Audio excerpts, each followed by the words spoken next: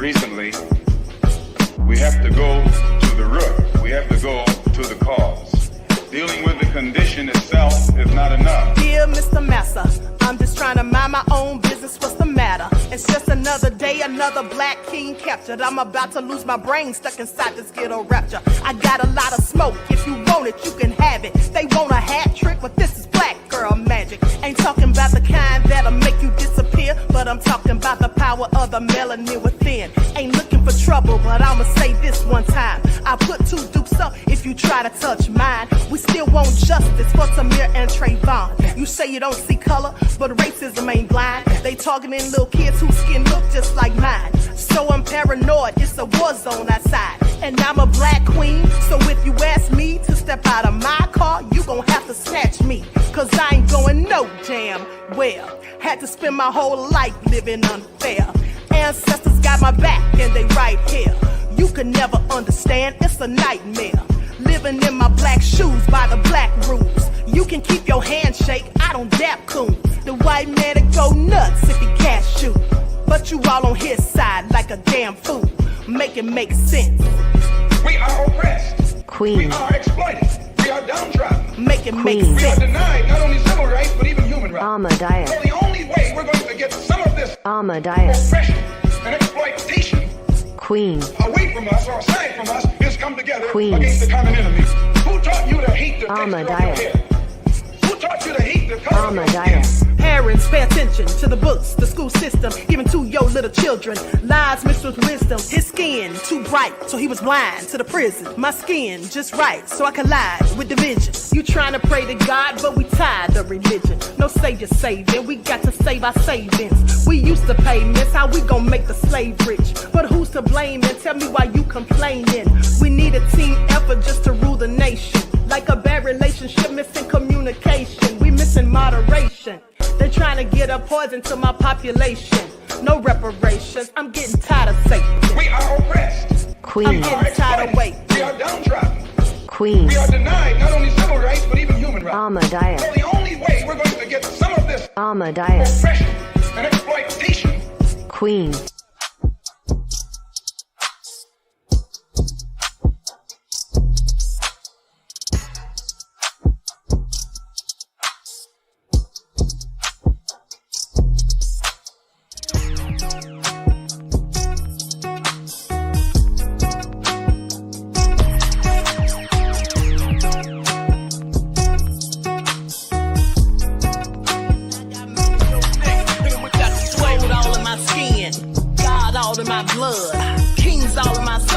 Touch one of mine and you're done. They show no love for the queen. Why you hating on me? Is it cause I'm free and I got Malcolm X in my jeans? I got dreams like King Luther, shed blood like Kunta. You ain't helping my people, I ain't got nothing to say to ya. I won't always smoke like hookah. Talking reparations, America won't be great until they give us compensation. I'm like, I'm the hottest right now. See a bunch of lames out here trying to jock on my style. They be doing too much. I'm the queen, it's too easy. It's like they all in Popeyes, how they be talking so greasy. I just sit back and laugh while these haters get madder. So nefarious how they don't want my pockets with cheddar. I tell them they can do better. These snakes in the grass can leave a bite on your ass, cause y'all be trusting too fast. I got my foot on the gas, other one on they necks. Dropping receipts on haters, you better show some respect. I'm never facing regrets, we only facing the threat. This is the sound of Eric Malcolm. It's a cut on the gas, other one on they necks. Dropping receipts on haters, you better show some respect. I'm never facing regrets, we only facing the threat. Running through every challenge like a relay, break no sweat. It's a cold game, so I got that blanket with me. Now that my people awaken, ain't no going to sleep. I do not play by my piece, this time I'm playing for keeps. You talking slick, but when I see you like them ends, we gon' meet. And I got gold all in my skin, God all in my blood, kings all in my circle. You touch one of mine and you're done. They show no love for the queen, why they hating on me? Is it cause I'm free and I got Malcolm X in my jeans, and I got gold all in my skin, God all in my blood, kings all in my circle. You touch one of mine and you're done. They show no for the queen. Why they hating on me? Is it cause I'm free and I got Malcolm X in my jeans and I got... Difficult to reflect on the darkest times in your life, but sometimes you gotta do that. I was fucked up, fucked up, fucked up, fucked up. I was fucked up, fucked up, fucked up, fucked up. I was fucked up, fucked up, fucked up, fucked up. I was fucked up, fucked up, fucked up. When I did it, I was fucked up, fucked up, fucked up. I was fucked up, fucked up, fucked up, fucked up. I was fucked up, fucked up, fucked up. I was fucked up, fucked up, fucked up. When I did it, I was fucked up. When I did it, I was fucked up. When I did it, I was fucked up, fucked up, fucked up. When I did it, I was fucked up. When I did it, I was fucked up. When I did it, I was fucked up, fucked up, fucked up. I was fucked up, fucked up, fucked up, fucked up. I was fucked up, fucked up, fucked up, fucked up. I was fucked up, fucked up, fucked up, fucked up. When I did that. Too late to apologize. It's too late. When I did it, I was fucked up. It's too late to apologize. I was fucked up. It's too late. When I did it, I was fucked up. I was fucked up. I mean, I hit rock bottom, but I make no excuses. My behavior on that video is inexcusable. I take full responsibility for my actions in that video. Now you see now, you done fucked up, you know that, don't you? You know you done fucked up. Oh, I love it. Shout out to iMarquise for that remix. All right, I added a few of my own things in there, but iMarquise did that. All right, so let's get into it. Hello, everyone. Thanks for tuning back in once again to the original Queen Ahmadiyyah Shakur show. I'm your host, Queen Ahmadiyyah Shakur, and this is your morning wake-up call. So as you're coming in, please be sure to like and share this video. Subscribe to the channel if you haven't done so already. Be sure to click that notification bell and click the word all so you're notified each time Queen Goddess goes live. Okay, so let's get ready to get black into it. All right, let's see who's up in here. All right, Juju said the queen is queening. Thank you, beloved. All right, Mommy is in here. RG Type, Claudette, Miss Evie. All right, Nessie X, Mark is here. Wavy though. Okay, so let's get into it. Sophie B. Everyone get those likes up. All right. Lillian X, RG Titan, Courtney J. April is here. Shout out to my moderators putting in work. I see you, Pamela. All right. DJ Robinson is in the house. Jane, Black Women Stand Up. Where have you been, beloved? All right. Gold Girl is here. Nasha is in the house. Queen Sam. All right, Pamela. Let's get into it, Claudette. Okay, so Eternity is here. Okay, so everyone, please get those likes up. Let's get into it. Buckhorse DC, I see your nefarious self. All right, Bronze Flat Power God is in the house. Okay. I didn't mean to put that on the screen. All right, so let's get into it. Likes up, everyone. Thank you in advance. Miss Sandra's here, Truth Montage. All right. So you all, let's talk about it. Let's talk about it because you all know that yesterday there was a very interesting and lengthy article and expose done by Rolling Stone, where they reached out to 300 people and then 50 people actually participated in the conversation and gave them information on what they knew or what they thought and felt about Diddy. And I find it very interesting. Okay, it was all very interesting, very juicy details. Now, with that all being said, some of these things we'd heard before and some of them we'd never heard before. Specifically, the incident of him being a whole fool in college and then whipping that woman with a belt, whipping that girl with a belt and acting a fool and all of this. So even back in the days of college. So with that all being said, Black Women Stand Up, said, Queen, I've been here every day. Love you. I love you too, beloved. Okay. And so, hey, Dervis. All right. So with that all being said, today I want to talk about Biggie. Okay, because I absolutely have always believed that Diddy had something to do with it, as I also believe that he had something to do with Tupac. Okay, so when you have these foolish black folk who are saying, oh, I'm not going to talk down to another black man. First of all, Diddy has always done dirt to black people. So why do you care about Diddy? Unless you gain something from Diddy or Diddy's done something for you. All right? Or unless you're just like Diddy. I just have questions. Okay, so that all being said, we're going to get into it. I want to do a deep dive. I have lots of receipts. In fact, I had so many receipts, I can't show them all. That's just what it is. We'd be here all day. So first things first, let's go back to the Rolling Stone article from yesterday and talk about the segment that said Combs was jealous of Tupac Shakur's friendship with the notorious B.I.G. Now, before Combs and his Bad Boy label were embroiled in a rivalry with Marion Suge Knight and Death Row Records, he was fond of the charismatic Shakur. His Bad Boy team spent the summer of 1993 studying the rapper's buoyant hit, I Get Around.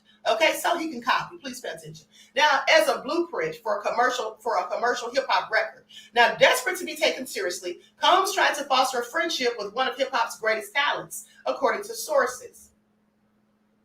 But Shakur wasn't interested. You see, Pac didn't have any kind of respect for Puff. Okay, this is what 90s hip-hop photographer Monique Bunn said, and she was very close to the notorious B.I.G., Christopher Wallace, all right, and other Bad Boy artists. So to Shakur and even to Wallace, Bunn says that Combs was just a corny exec. Okay, instead, according to Bad Boy ex-president Kirk Burroughs, Shakur bonded with Wallace, whom he viewed as his peer. Now, as a result, he says, referring to Combs, there was someone on the sidelines jealous, not wanting that friendship to happen. And so, that all makes sense because here's the thing. I want you all to pay attention because Diddy was always doing little low-key slick stuff, whether you know it or not, to try to encourage the beef and the feud and the rivalry between Diddy and Tupac, Biggie and Tupac. He didn't want them to be friends. So he wanted to make them enemies, and he was very good at doing that. You see, here's the thing. When the incident happened at Quad Studios, Tupac thought that Biggie and Diddy had something to do with it. He was half right. Diddy absolutely did have something to do with it, okay? He was there. He had something to do with it. Remember, he had a meeting there with Andre Harrell, and James Rosemond, also known as Jimmy Henchman, was there, okay? So with that all been said, Biggie didn't really know anything about it. Now, but because Biggie was so close to Diddy, then, it's guilt by association. So, of course, if you see someone with an enemy of yours and then something happens to you, you would likely assume that both of them were in it. Okay? And that's why it's not good to burn the candle at both ends, because that's the way people start thinking. So with that all been, hey, Greta, said Queen coming with receipts always. Diddy been low-key causing chaos for a very long time? Absolutely, beloved. Okay, Claudette said, I always felt he was behind what happened to Tupac.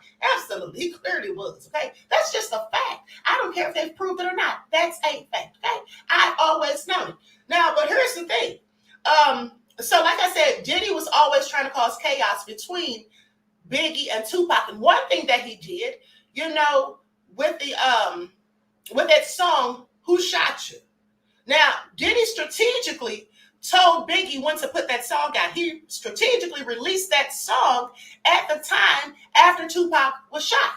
So that Tupac would say, okay, now they shot me, they set me up at Quad Studios, and now they're bragging about it. See, that's what Diddy wanted Pac to think. So he was always like a little puppet master behind the curtain, pulling the strings, okay? I just want you all to pay attention. He's always been nefarious, okay? And so now let's get into it. Yes, he was definitely jealous. And let's not forget, he was always trying to date and talk to the same women that Tupac talked to. And I don't know if you all have ever heard this. Put ones in the chat if you've ever heard this, but there's always been rumors that Diddy, in fact, was messing around with Lil' Kim after Biggie passed away. Once in the chat if you've ever heard that.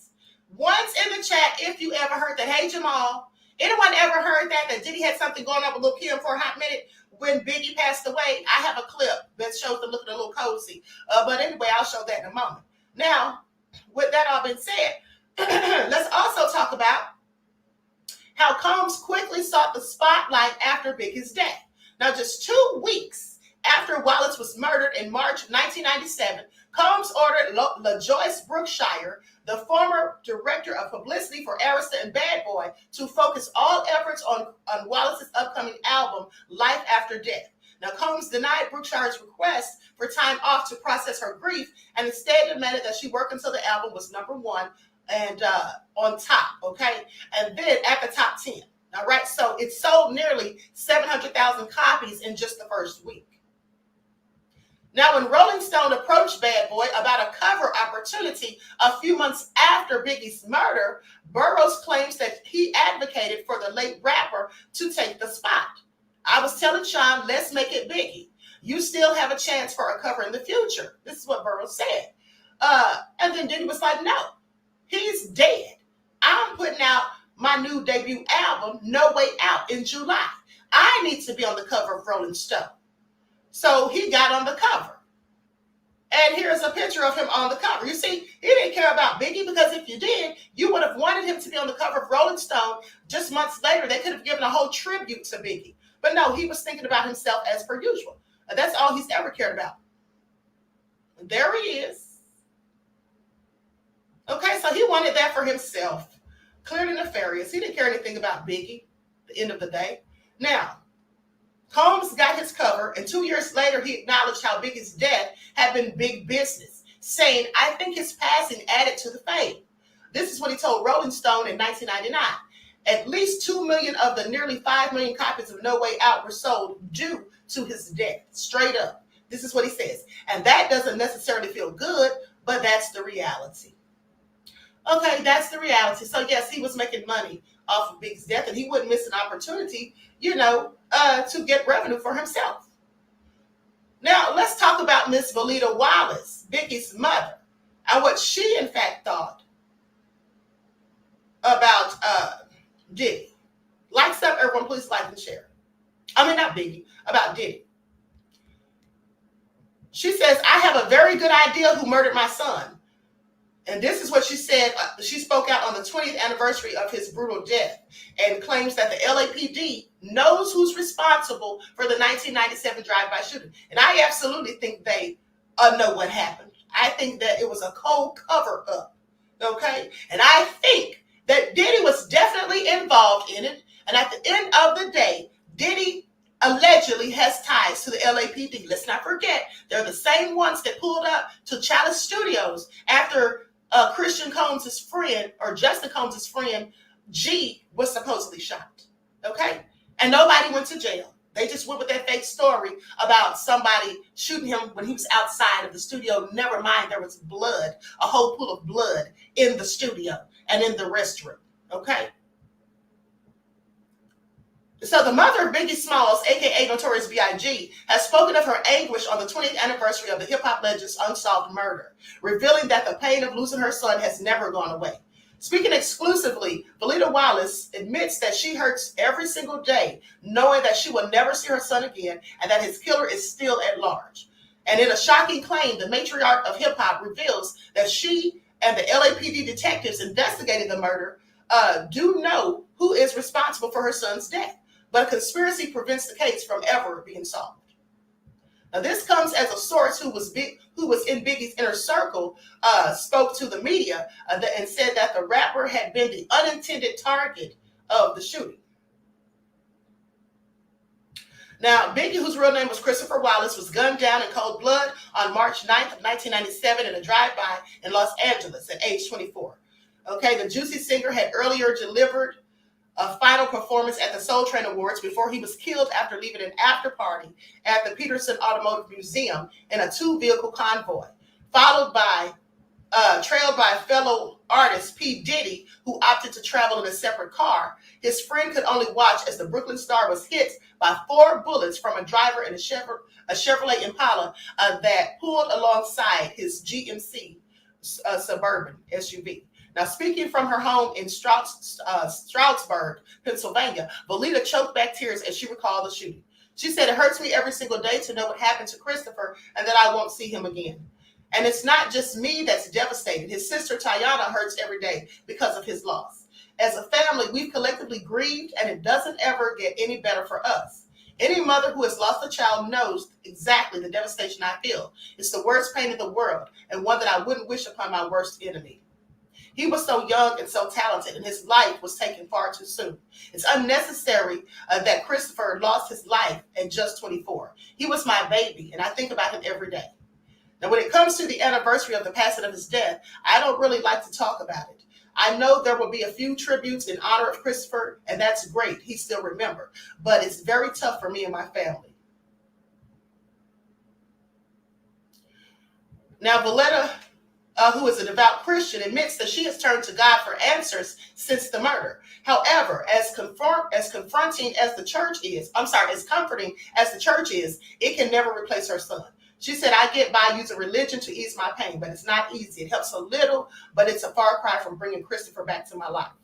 I've had lots of support from friends and at church, and I'm thankful for that. I'm thankful that over the years, people have reached out. People have been very nice to me, and that's also because Christopher was such a glowing figure in their lives also. Now, Voletta blames the LAPD for not solving the crime and claims detectives know exactly who's responsible. Okay? She says, I have a very good idea who murdered Christopher, and I genuinely believe that the LAPD know exactly who did it too. They've done their investigation, but they just refuse to move forward. I don't know why they haven't arrested who was involved. It seems to me that it's one giant conspiracy and someone is definitely being protected somewhere down the line. The longer the case goes unsolved, Voletta, who is an executor of Biggie's estate, knows it's unlikely she will ever be able to put her son's senseless killing behind her. There's no closure for me until that murderer is behind bars and sentenced. That may give me some closure to grab to, but it sure won't ever bring my son back. All right, and so she thinks they know who did it, and like I said, so do I. Now, but here's what she had to say about Diddy.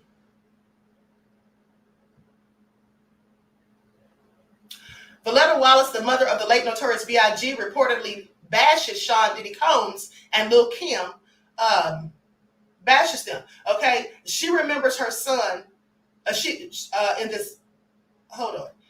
Voletta Wallace remembers her son in her forthcoming memoir. Now, in the book stated to be published by Simon & Schuster, now this is an old article, of course, Wallace accuses both Diddy and Kim of using Biggie's name and image to further their respective careers. Okay, clout chasing, in other words. All right, and trying to get money off of his name. Now, she says, I'm glad my son does not have to witness that the very people that he thought he could ride and die with wouldn't think twice about using his mother. This is what she wrote in regards to Diddy and Lil Kim. She said, I'm glad that he's not here to see how they have used his image and his name. Now, Wallace also added that I believe Sean loved my son after he was dead. Okay, I used to tell Christopher all the time not to trust Sean. Now, Wallace then goes on to note that Diddy has reportedly been shouting out her son since his death.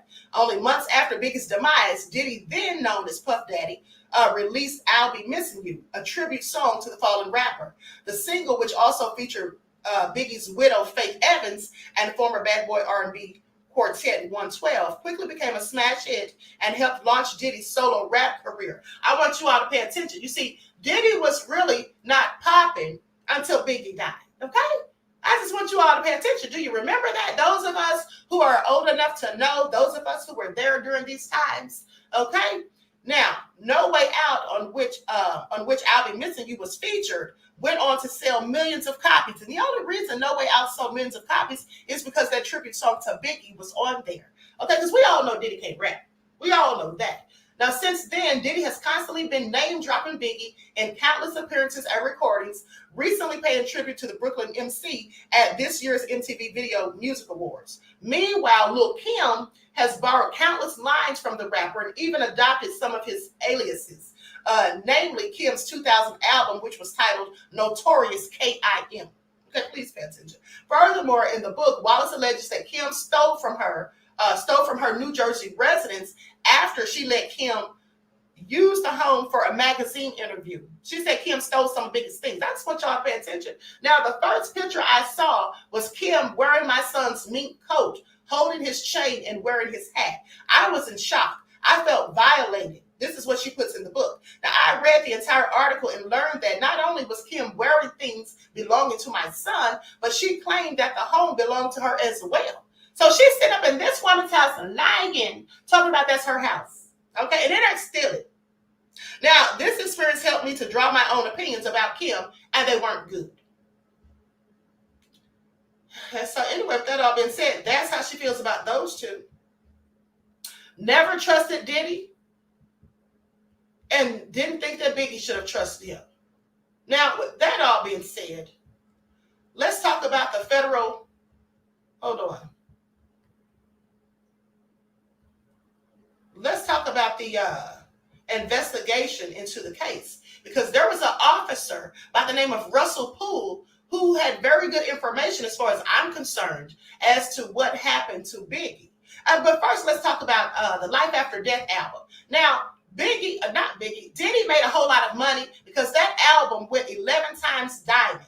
Okay, the Notorious B.I.G. 1997 album Life After Death has become the first hardcore hip-hop album to be given a Diamond Award by the Recording Industry Association of America.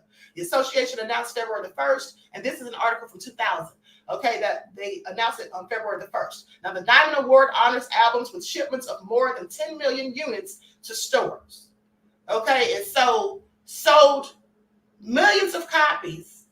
Went 11 times diamond. So how much money do you think Diddy made off of that? Not to mention, like I just told you, it catapulted his career as a solo rapper, and he sold millions of that lame No Way Out album. Okay, like I said, there was only a couple of songs on there that was worth listening to. Now, with that all being said, let's talk about Russell Poole, the officer, and let me put him up on the screen, who's now deceased. And I want you all to pay attention, because I believe there's a very good reason why this officer is dead. Okay, I believe there's a very good reason why this man's no longer with us. That's him. Died in 2015, conveniently, when they were talking about reopening the case of Biggie's death. Okay, and so were LAPD officers involved, or were LAPD officers involved in the murder of rap superstar Christopher Wallace, better known as Notorious B.I.G.? And if so, did the department try to cover up their involvement? I absolutely think so. Now, 14 years after the fatal shots were fired, these questions are still being asked. Now, on March the 9th of 1997, Wallace was leaving a party at the Peterson Automotive Museum at the corner of Wilshire and Fairfax, when witnesses say a lone gunman in a black Chevy Impala pulled up next to him, calmly rolled down the window, opened fire, and then calmly drove away. 8 years later, in 2005, a civil trial brought by the Wallace family against the city of Los Angeles exposed evidence hidden by the LAPD that suggests two rogue police officers, David Mack and Rafael Perez, may have been involved in the murder of the rapper, also known as Biggie Smalls. Now, this potentially explosive evidence involves an alleged conversation between former LAPD officers Rafael Perez and Perez's cellmate in the LA County Jail. The federal judge in the case writes that the inmate reported that Perez had told him about his and Mac's involvement with Death Row Records and their activities at the Peterson Automotive Museum the night of Biggie Smalls' murder. Now, Death Row Records was the label behind another rap superstar, Tupac Shakur, who was murdered in Las Vegas just months before Wallace's death. The original lead detective investigating Wallace's murder says Mac and Perez both had close ties to Death Row. Now, months after Wallace was killed, officers Mack and Perez were convicted for unrelated crimes. Mack for bank robbery, Perez for stealing Coca-Cola and other serious felonies. According to a newly revealed court record, Perez's cellmate told investigators Perez and Mack were involved in Death Row Records. Perez got involved in Death Row through Mack. They went to all their parties and stuff, he says. Now, investigators say that Perez also told the inmate he was at the scene of Wallace's murder. Now, Perez was working security. Perez had a cell phone. Perez said he called over to Mac, David Mack, on his cell phone. Perez told Mac that Biggie Smalls was in his truck. Perez never said that he set up Biggie Smalls, but I have heard that he had something to do with the murder, according to the inmate. Now, former lead detective Russell Poole says these statements are just a glimpse into hundreds of pages of documents that were hidden from Wallace's family Wallace's family's attorneys. Now, Poole, who resigned from the LAPD in 1999 and alleges that a cover-up by the department absolutely occurred, says these statements are crucial and that the murder must be put into a historical context, first beginning with the Rodney King beating 5 years prior and the ensuing riots, followed by the criminal trial of O.J. Simpson in 1995. Poole says that in the racially charged environment surrounding these key cases, the last thing the city wanted was a scandal involving sworn minority officers involved in the assassination of a hip-hop superstar, okay, because these are Black officers. Well, Perez is Latino. Now, Wallace's family attorney says money could be another reason for any LAPD cover-up. Officer Perez was on duty the night of the murder, and if his involvement was affirmed, the city could potentially be liable for hundreds of millions of dollars in damages. Both Perez and Mack have repeatedly denied any involvement, and the LAPD said it can't comment on the case since it is still under investigation. And sources say criminal investigators continue to follow up on new leads in the 14-year-old murder investigation that so far has come up empty. Now, mind you, this article was from 2011, February 15th of 2011. So now let's look at these videos and you all draw your own conclusions, because at the end of the day, it's all very interesting. James Allen said Biggie and Kim Porter's spirits are working together. You know what, James? It's very interesting that you say that, beloved. It's very interesting that you say that Biggie and Kim Porter's spirits are working together. And the reason it's very interesting is because I saw someone do a thing on a spirit box. How many of you know what a spirit box is? One's in the chat. One's in the chat.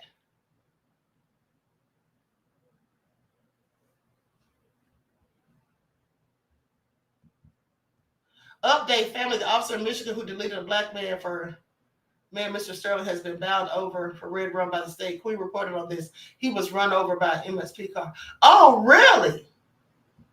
Thank you, Greta, beloved. Thank you. Okay, so some people put one, some people put twos. Okay, so a spirit box session is where like this person who's like a psychic medium or whatever, you know, they can make contact with us, with spirits of the deceased, they say. And so they have this tool that they use, and they can get the voices, get audio from the spirit. This is what they say. Now, I actually heard this, and I don't know how reliable these things are. I've never used one, but at the end of the day, I'm going to tell y'all what I heard. And I started to play that for you all one day when I first saw it, but I was like, I don't want to spook anybody out because it's kind of creepy to me. And so you could hear Kim Porter talking. It sounded real staticky. You could hear Biggie Smalls talking. And then you could hear Tupac talking. And then basically, Biggie was talking about Diddy. And then Tupac was telling them, I can't remember what Tupac was saying. He was saying something about like Diddy's time is coming. Okay, I'm going to see if I can find that if you all want to hear it, but it gives me the creeps, to be honest. But basically, you could hear Tupac because the title on the video was Tupac Invades Spirit Box Session with Kim Porter and Biggie Smalls. Because the person was trying to channel and get information from Kim Porter and Biggie Smalls specifically, and then Tupac showed up, okay, according to them. Now, Nita's and Mike's World said they did one with Takeoff. Really? Okay, Queen, and Monique Hewitt said, Queen, please play it. Okay, I'll have to get that. I'm not going to look for it right now, but I'll get it. And Sweet D said, sounds creepy. It was, okay, it was. I was like, should I really be listening to this? But anyway. Okay, so now with that all being said, let's get into these videos. And first of all, I'm going to play this video where Diddy was just faking as far as I'm concerned, trying to act like he was so sad, you know, that Biggie's passed away and all of that. Hold on. Now, first off, let me show you this, what Busta Rhymes had posted when Officer Poole, the one who was trying to solve, he worked hard, you know, trying to solve Biggie's murder. And so he passed away very suspiciously, in my opinion, in 2015. And this is what Busta Rhymes posted, saying, I don't know if you all can see that, but it says, this was posted August 20th of 2015 by Busta Rhymes. It says, R.I.P. Detective Russell Poole. Thank you for dedicating your life to trying to solve Biggie's death.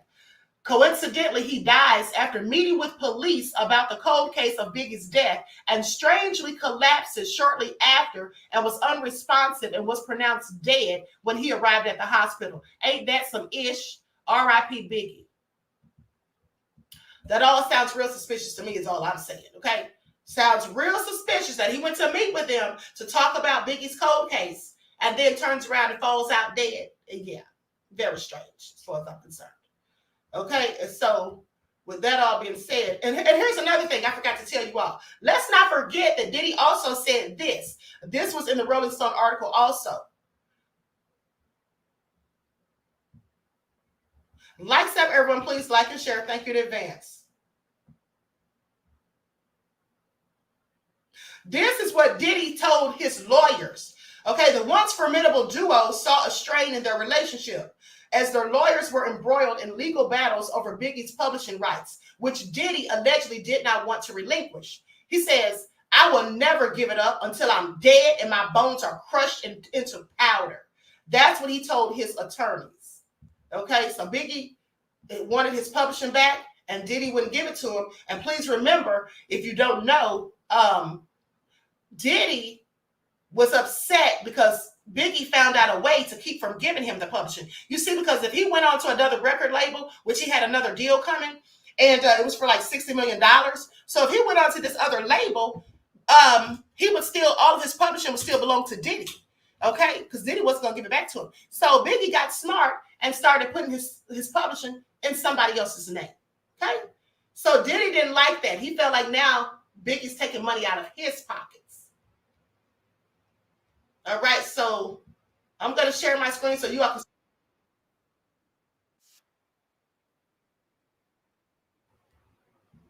Okay, this is an interview that Diddy did shortly after Biggie's passing, and he's trying to talk all somber and solemn and just sounds so fake to me.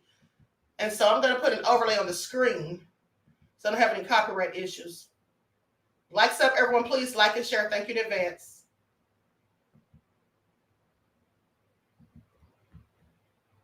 Performer and all-round record mogul Puffy Combs. It was recorded last March, just after the murder of Puffy's friend and protege Biggie Smalls, the notorious B.I.G., and before the posthumous release of Biggie's album Life After Death. Puffy, a behind-the-scenes man, had already become a star in his own right with his #1 hit, Can't Nobody Hold Me Down. He, of course, had not yet recorded his Biggie tribute, I'll Be Missing You, or released his own hit album, No Way Out. He was, however, his own eloquent self, as you're about to see. I wonder if it's for hopefully the last time you could take us through what happened on the night that Biggie was killed. I mean, you guys show up at a party, right? And you're not expecting anything to go wrong, obviously. What proceeded to transpire? Okay. Biggie, myself, we decided to go out to LA because we shot the video out there. It was just better production value out in Los Angeles, the place where they make movies and everything. Right. So we decided to go out there and shoot the video.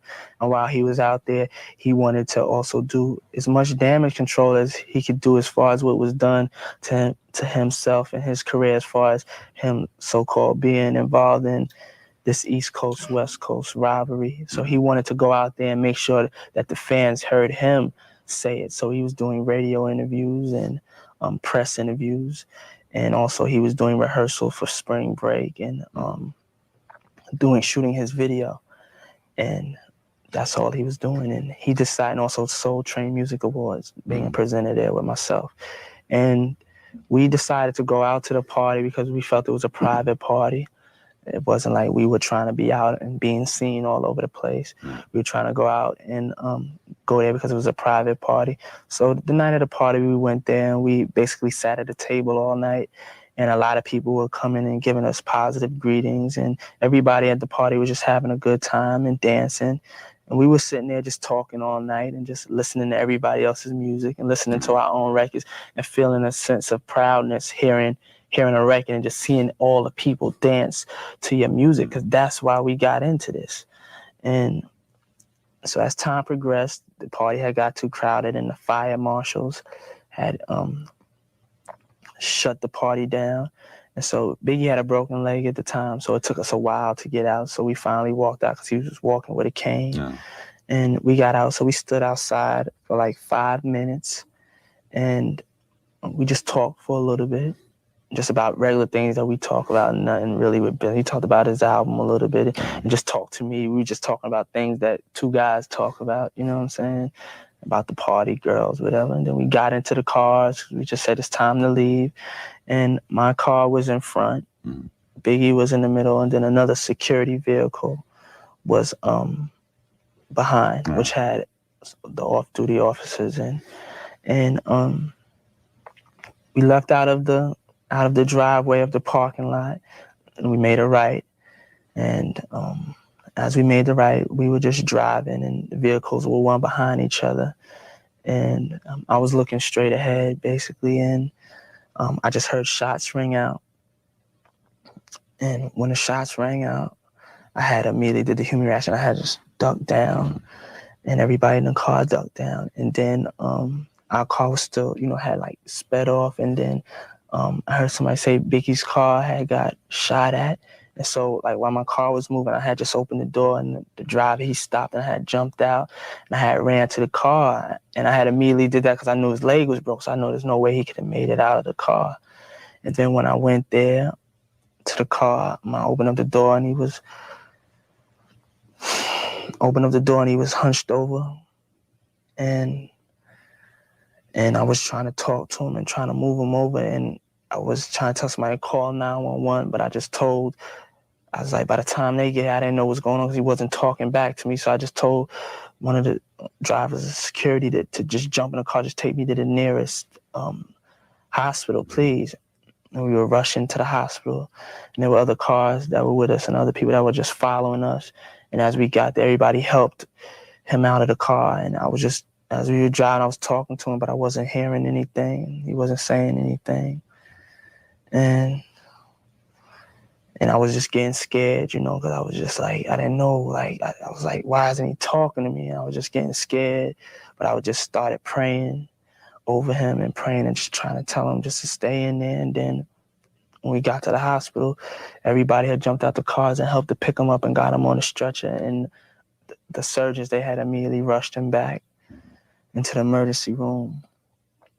And then everybody there just dropped to their knees and started praying because it just didn't look good. It didn't feel good. And that's what happened. And then they came and told us, you know, that he had passed, and it was just unbelievable. How are Biggie's mom and Faith and the kids taking all this? Have they bounced back?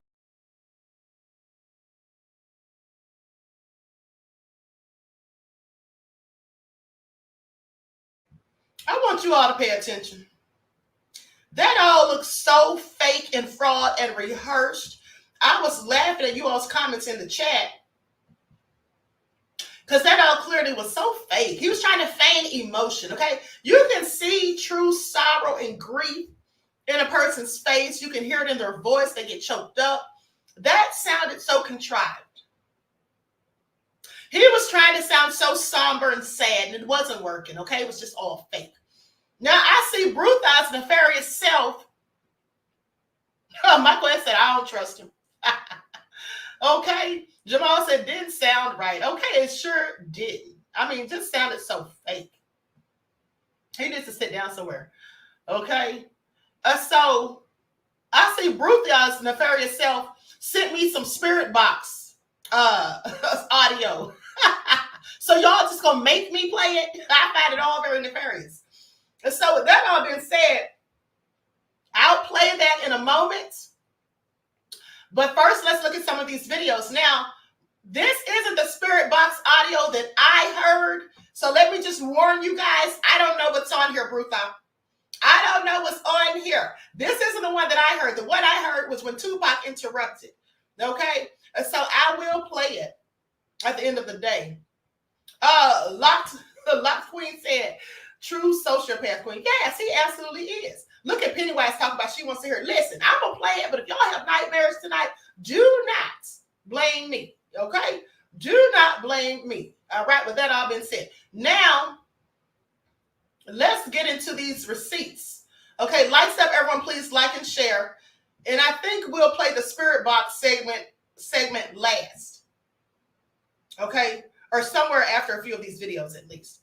All right, so let's start with the first one. Suge had the blueprint of losing the artist. Do you know how much money Death Row made when Pac died? I think that record, the album went like 10 times platinum, right? Yeah, that All Eyes on Me sold over 10 million and went diamond. And Machiavelli, I think that went like 4 times platinum. And his greatest hits, I think that sold over 10 million and went diamond. I mean, every Tupac album that came out after he died went platinum. So now you got your main artist leaving you that you think that's robbed you, allegedly. You know what I'm saying? Because you got to realize that Big was changing the name on his publishing. He wasn't putting Christopher Wallace or whatever he used on the product. He was using somebody else's name. He was changing the name. So now Puff, when he that little $200,000 he gave him extra for that publishing, he not even getting that money now because Big then changed the name on it. Do you see Notorious Big missing his plane and begging Puff to go to a party with him? Puff said he begged him to go to the party with him. The party that he got murdered in. The only party that he went to with Puff. He came out Puff one night. And what happened? He don't go back home to his kids. What Gene Deal just said in this interview is something that I was thinking for a long time. Gene Deal has told us all of this information from the jump, and his story never changes on how Biggie was actually going to leave P. Diddy and how P. Diddy was acting really weird the night that Biggie died.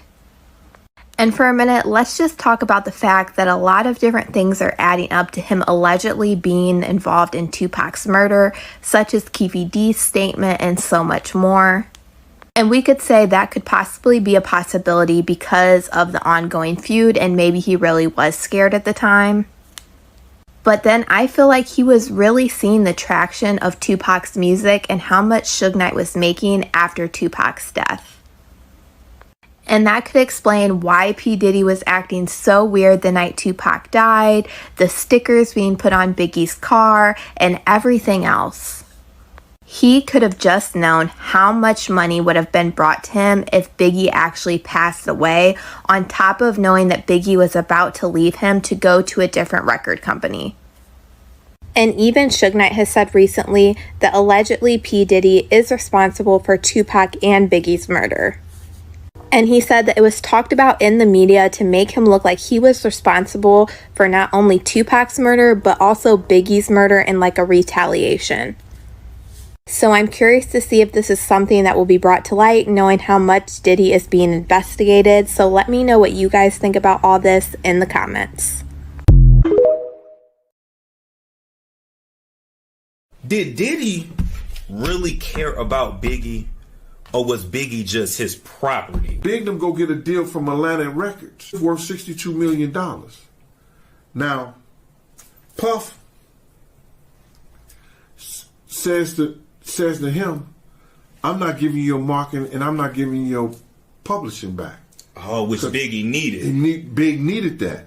Because anything Big write for anybody, Diddy went on. He was on. Puff gets on this rap show and he says, do you see the nerve of this guy? You understand? He gets Little Kim, Lil C's, the Junior Mafia, and he don't even bring them to Bad Boy. Talking about Biggie. Okay. You understand? But in fact, Clyde Davis told Puff to sign them to Bad Boy. You understand? And Puff refused to because of Undias. They didn't get along. They hated each other. And the fact that came to them with this whole Junior Mafia, Big Papa ideal and the whole 9 yards. He gets upset and like, yo, how you gonna tell me how to do my artist? You know what I'm saying? Okay. Puff mad at Big because what is Big doing? He's stealing from him. So he taking this personal, like you taking money off my take. Okay. But he ain't letting y'all know that. Okay. You ain't. That's how the part in the book when he got in Big's face. In the studio, I'll let y'all read that. I'll let y'all read that part. It was good. It was definitely good, man. That answers my question right there. Wow. I ain't holding nothing back. What Diddy did is that he put Bad Boy in his mama's name. So if he ever sued and everything like that, they can't sue him. If they sue him directly, he's just the CEO. He just get a check from Bad Boy. Gotcha. He's not the company. She owns the company. Notorious Big had 5 groups. And I think he took it to Atlantic. And he showed me a contract was worth, I think it was $62 or $6 million. $6.2 million or 62 for 5 groups. That was Cameron, Junior Mafia, Little Kim, Tracy Lee, Charlie Baltimore, and the Commission. Supposed to be him, Charlie Baltimore, and it was supposed to be Jay-Z or whatever. Now, listen here. He took those groups to Atlantic.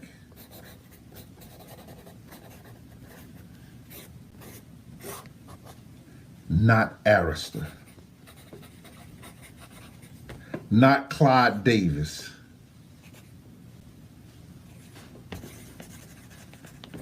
Not a subsidiary to Bad Boy Records. Who you think was madder than a motherfucker outside of Diddy? Clyde Davis. You know his conversation with Puff?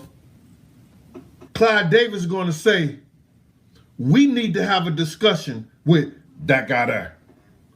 You know why?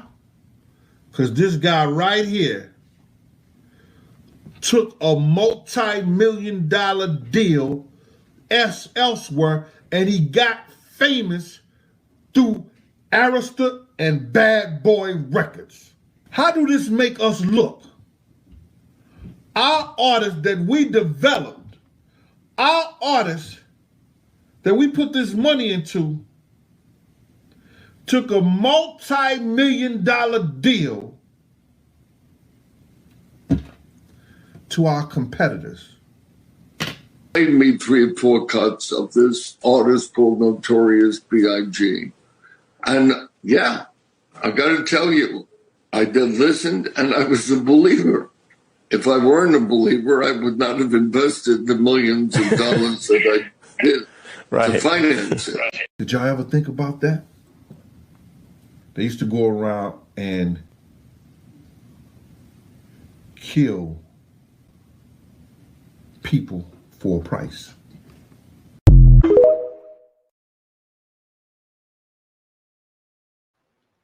Okay, so I told you all some of these record labels have life insurance on their people. Please pay attention. Please pay attention. You know Pac just got killed.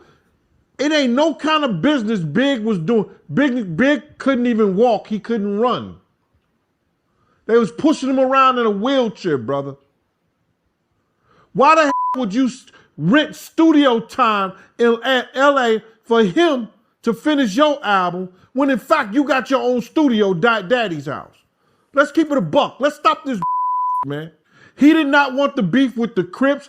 Puff ain't want the beef with the Dog Pound, Snoop them or whatever. Big started that beef. You understand what I'm saying? Puff ain't want none of that beef. So what I'm going to do is,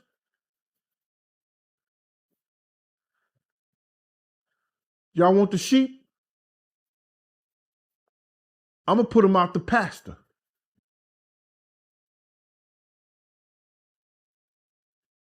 Catch them if you can.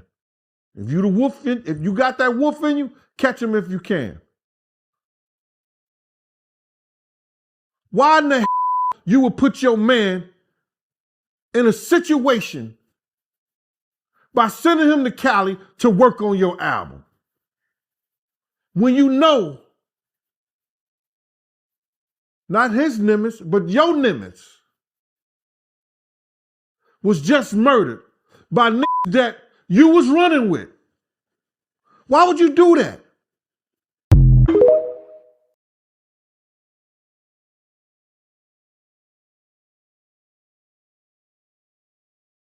Why would he do it? I'm sure he had his nefarious motives. Me and his mom feel like we know what happened, and we really feel like we know it may never be served. We know justice may never be served. But what do you think actually happened?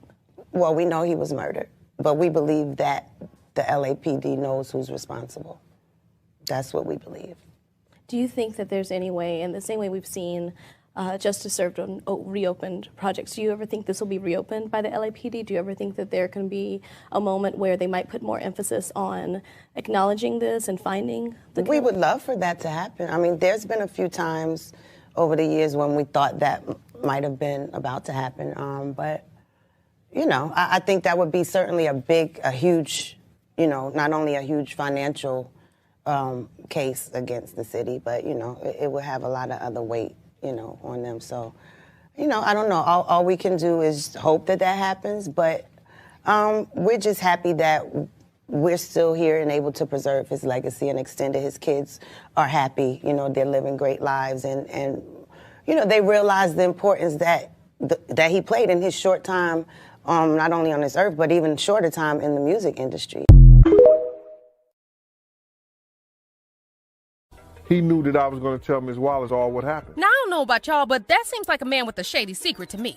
Gene then says something interesting about how Biggie was trying to get his publishing rights away from Diddy, as well as preventing Diddy from getting his hands on his new publishing rights. Puff was robbing him and had robbed him out of his publishing and his marketing.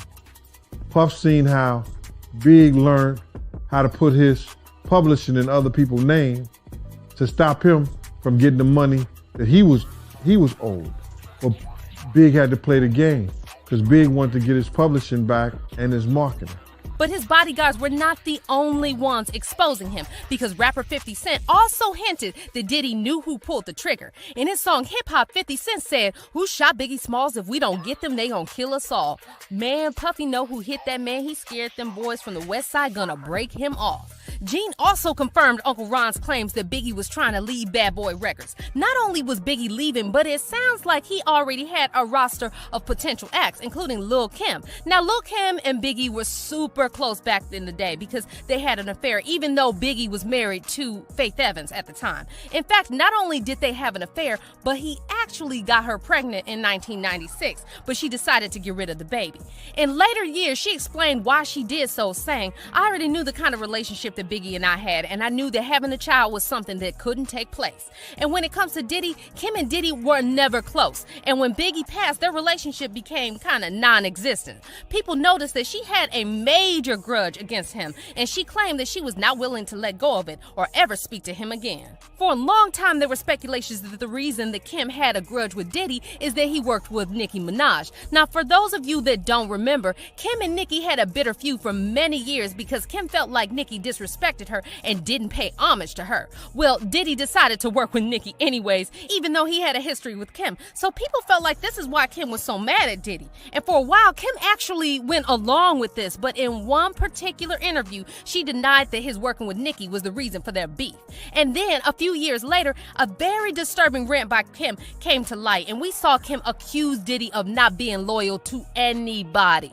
And according to an inside source, Kim 100% believes that Diddy knows who pulled the trigger on Biggie. She knows that Biggie's death was a major cash cow for Diddy because he now had all of Biggie's rights, which Biggie was trying to take away from Diddy. Now, when you add this all up to Kanye's Illuminati claims, then we get a very clear picture of what probably happened to Biggie. This explains Lil' Kim's anger towards Diddy, but it's not like she can say anything because we all know what happens to anyone who tries to expose the Illuminati.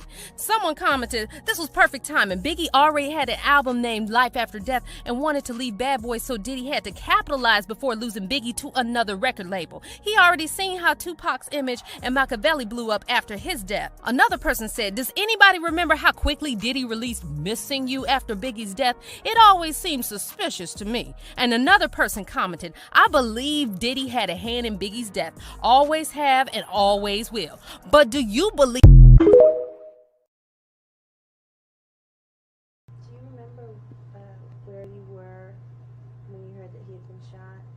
Yeah, I was in the house. Actually, I just got off the phone with him.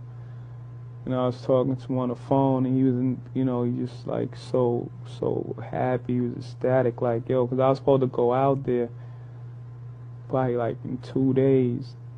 I was gonna go that day, but I was just moving, and I came back from somewhere, and I wanted to be out there. So it was like. Oh yeah, Playboy, like just screaming on the phone, music in the background. I was like, groggy and tired, like talking on the phone, like, yo, dog, I'll be out there tomorrow, the next day. You know what I mean? Oh, you missing this? You know, it's just like real happy. And then like I hung up the phone, and the phone rang again, like maybe like a half hour behind that. But see, as I spoke to him, like I just spoke to him, I was like, nah. You know, like I immediately dismissed it, like, you know, you bugging. He was like, you know, something happened, I'm telling you. My man Gotti had called me. So I was like, nah, go make sure, go find out, you know what I mean? I think that's a rumor I just got finished speaking to, you know? So, and then D-Rock had called, like right after that, a little while after that, that's when I was just like, and I was just getting a flood of calls, like, you know, the whole night. So that's when it really was like setting in. I was just still in shock, like, nah, I just can't be. I was sitting outside the window, you know, I was looking out the window and the car just rolled up, stopped right there on the angle of us and started shooting the car. He only shot through big door, you know. No, this was something that whoever did it, they had to see all that and they had to plan it, you know, because it happened too good. And it was police out there. They shut the party down from a fire drill, so it was police there. These are FBI photos. The amazing thing is that Biggie and Puffy were under surveillance at the time of the murder.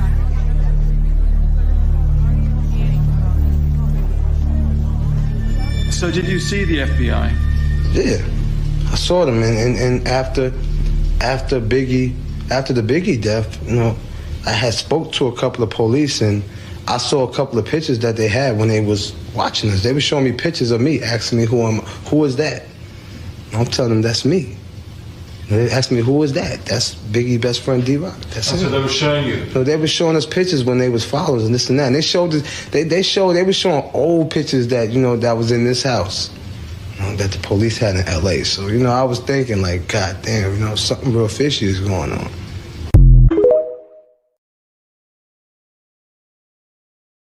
Okay, so don't you all find it very interesting that the FBI had Biggie and Diddy under surveillance at the time of Biggie's demise, but also it has been said that they had Tupac under surveillance at the time of his demise. Now, here's the thing. If the FBI had both of them under surveillance, Tupac and Biggie, how is it that they don't know who took their lives? How is it that they didn't capture that footage? I have a whole lot of questions. Okay, please pay attention. This is all crazy. You had a witness in Biggie's entourage who identified David Mack as being at the Peterson Museum.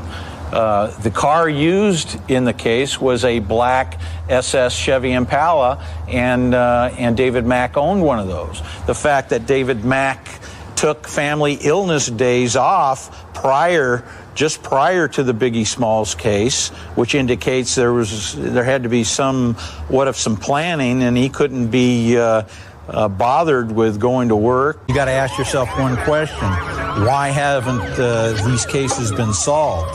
One reason that they were well orchestrated, well planned out, radios being used, communication, and had to be experienced people doing this, which would lead you to believe that experienced police officers knew exactly what to do. Russell suspected police officer David Mack for orchestrating and organizing the hit using scanners and radios that were later found in his house. Officer Rafael Perez, Officer Mack's former partner and best friend, who was convicted for the sale of drugs, racketeering, and falsifying evidence. Officer Kevin Gaines, who was having an affair with Suge Knight's wife Sharita, who was later killed by a fellow LAPD officer in a road rage incident. Russell also suspected Harry Billups, a.k.a. Ammar Mohammed, as a possible hitman. He's godfather to Officer Mack's kids. Officer Mack was later convicted for this bank robbery. Information was worthy of follow-up, and when I tried to follow up on that information, I was stopped and ordered not to go any further. This toilet bowl sketch was placed on Russell's desk when he insisted on investigating fellow LAPD officers. The piece of excrement marks his place as D1 detective. Russell was then removed from the case. It affected him very deeply. It hurt. I was betrayed by my own department because of the core values that the Los Angeles Police Department preached from day one. Honesty, integrity, okay? Tell the truth. Swear to tell the truth. Nothing but the truth, so help you God. Do a good job. Do a thorough investigation. Work for the community. I believed in the oath of office. I believed in the protect and serving the people. I really did. But on the inside, behind closed doors, that it wasn't the case. When it came to cops being investigated, we weren't serving the public the way we should have served the public. Change it, but they called the cops. They pulled him over. He had fake driver's license. He had many aliases. His real name was Harry Billups. He never really, I don't think, legally changed it. I think he still is legally Harry Billups, but he called himself Harry Muhammad, Amir Muhammad. He was convicted in that case, but he was convicted on, I think that was a misdemeanor. Initially, it was a felony. They pleaded it down, but a lot of the reason that he got off was that the couple, who were the only witnesses, a week later were found shot to death. It was ruled by the coroner a murder-suicide. The whole thing seemed dubious to me. This happened well after I wrote Labyrinth, and I found out about this, so I didn't follow it all the way. Somebody should. I told you that this cat was coming to kill us or try to get at us that night. I told you I had intel.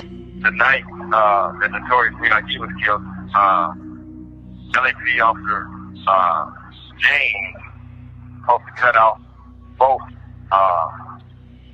cars, where Biggie was in the car and Sean P. Diddy was in the car. James was supposed to cut both of them guys off. I told our driver, Kenny, run this next 3 lights. Run the light, Kenny. Kenny ran the light. Big stopped at the light. Big get killed. Wasn't meant for him, bruh. The whole job didn't get done. One of the guys got away. Of course, Sean Combs got away. He also told me later on that he found out that Gaines was working with Internal Affairs. He couldn't tell Internal Affairs about that, but he was informing them on a lot of other stuff. So what exactly was Kevin Gaines doing out on that special assignment in Las Vegas? Red said that was the reason he was killed. No, it wasn't an accident. He goes, do you have any regrets? I says, yeah. And he leans forward again. He goes, you regret shooting him? I says, no, I regret that he's alone in the truck at the time. Figure that one out. You really didn't hear that? Alone in the truck at the time. I could have killed a whole truckload of them. And would have been happily doing so. Derwin and his buddy Kevin Gaines were best friends and running partners. That's how Gaines knew who I was, basically. Henderson was a probationer of mine. And I'd seen them one night in Hollywood. And remember, I had long hair driving a fucking Buick Regal. And I'd seen Henderson in traffic, and we stopped nose-faced. I was going south, he was going north. He had another male black in the car with him, but I didn't pay attention to that guy. I was talking to Derwin. We were partners, and we were saying hi to him and talking to him. Turns out Gaines was with him. They were running partners. That's how Gaines knew me. Reggie Wright and Dave Kenner informed Mac and Red that they weren't going to pay for the whole contract, and therefore they had to do the bank robbery to get the money to pay Ahmadiyyah, because Ahmadiyyah was real upset about it. Proof that Puff Daddy set up Biggie Smalls. He was actually in the front seat of the same vehicle. This is original footage. Follow. Comment for part 2.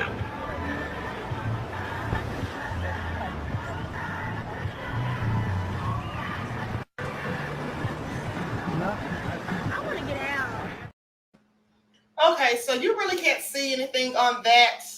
They tried to say in that last clip that Diddy was in the car with him. I'm not sure about that, but at the end of the day, I don't think he was. Now, here's the thing. There was an article that came out about the filmmakers who did a movie about Biggie. Ex-FBI agent Biggie filmmakers sealed court docs reveal killer and the cover-up. Now, in this article, I'm not going to read this whole thing, but in this, they basically say that all of the evidence points to Amir Muhammad. He's the one who pulled the trigger. Retired FBI agent Phil Carson, who worked the case for 2 years, claimed that to the Post, saying there were plenty of others who helped orchestrate it and allowed him to pull the trigger. Now, the alleged cover-up was the biggest miscarriage of justice. Okay, and they say, he said it was the biggest miscarriage of justice in his 20-year career at the FBI. I had evidence that LAPD officers were involved, and I was shut down by the LAPD city attorneys inside Los Angeles. Now, also, let me just remind you all, the detective, Russell Poole, the one that you saw at the beginning of the clip, the white detective who was talking about Biggie's death or whatever and talking about Amir Muhammad, well, he's deceased. That's the one that I told you all that went to have a meeting with them about the cold case, and then he just died. Now, they're going to say the events that followed his murder have frustrated fans, observers, and the Wallace family for nearly a quarter of a century, swirling with accusations of an official widespread cover-up. But Carson and film producer Don Sikorsky, whose movie City of Lies chronicles the murder, its probe and its aftermath, told the Post that the murder itself is no mystery, saying that all the answers are in black and white. Okay, Sikorsky claims that he and the City of Lies director Brad Furman are among the few people who have read the sealed files, okay, the court docs behind the unsolved murder. A 2003 FBI report obtained by the Post that outlines the case for prosecutors supports the claim that Carson and the filmmakers make today. Amir Muhammad, aka Harry Billups, the godparent of LAPD officer David Mack's 2 children, has been identified by several sources as the trigger man. Okay, this is what they say. Now, the investigation, this is what he read in the former FBI request penned by Carson, that the investigation be given a Los Angeles case file number. Now, Mack is a registered owner of the 1995 Black SS Impala with chrome wheels, the exact description given as being driven by Wallace's shooter. The original target was not Biggie, as Carson said, but it was actually Sean Puffy Combs, who was in the vehicle ahead of Biggie's SUV on the night of the murder. Carson said he shared this information with Combs and that the record label exec was pretty freaked out to learn that he was the intended hit. Now, Sikorsky and his production team now demand that law enforcement officials in California renew the investigation and solve what the filmmakers call the JFK assassination of the rap world. They're joined in their effort by Carson. Now, the civil case filed against the LAPD by the Wallace family in 2002 contains much of the evidence about the murder, but remains sealed under order of a federal judge. The criminal investigation into the murder officially remains open, according to the LAPD. But Sikorsky and Carson say there has been little to no activity on the case for years. Now, Biggie, okay, then they're going to talk about Biggie. I'm going to skip past all that.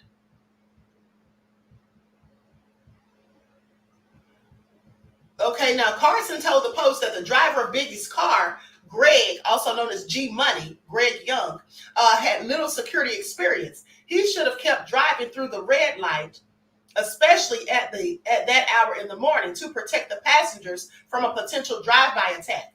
Biggie and the rest of the East Coast entourage went to Los Angeles that week, already harboring concerns about a potential Tupac revenge hit. Biggie became a stationary target, according to Carson. Muhammad, a friend of corrupt LA cop David Mack, fired the shots. Now, Carson claims, citing eyewitness testimony and financial evidence connecting him to the murder. Muhammad was briefly a suspect but never charged. Now, 61 years old, he is believed to be a real estate broker in Georgia and goes by his given name of Harry Billups. According to Sikorsky, all evidence points to Amir Muhammad as the killer. Now, when you read the sealed documents, there's overwhelming evidence that points for you exactly who did the murder and why the LAPD covered it up. Investigators, he said, believe that Mack and Rafael Perez, another corrupt LAPD officer, okay, who had ties to death row, was deeply involved in the murder. Their names are on the legal filings the Wallace family made in their civil suit against the city. Now, and Sikorsky believes if the evidence sees the light of day, that the family would win millions of dollars. Now, Billups and Mack did not respond to repeated efforts by the Post to reach them. They say, now this person, Carson, thinks that Suge Knight financed the murder. They say Suge was ticked off that his cash cow Tupac was murdered. Suge had an accountant that was part of Death Row Records who helped do the financial side of things to pay for the murders. The cost of the hit was not known. Knight also festered over the belief that his friend Jake Robles was killed by Combs' bodyguard, Anthony Wolf Jones, at a 1995 party in Atlanta. No charges were filed in that murder. Jones was shot dead himself in 2003 in Atlanta. Now, Knight is currently serving a 28-year. Okay, so it goes on to say, Sikorsky's film about Biggie Smalls' murder, City of Lies, stars Johnny Depp. Hold on, these pop-ups. Okay, stars Johnny Depp as decorated former Los Angeles police officer or police detective Russell Poole, and a real officer who died in 2015 after years of being frustrated by his superiors in his pursuit of answers in the Biggie Smalls murder. So, with that all being said, now here's the thing. Now, some of these cops or some of these people that worked on the case feel like Suge Knight financed it.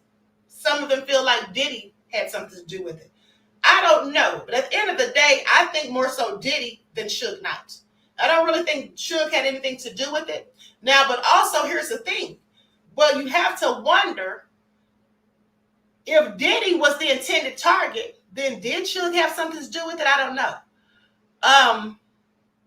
People place hits from jail all the time. This is true. Mad Dog says Biggie was supposed to be in London at not California. Shaking my head. Right, but here's the thing that's confusing for me.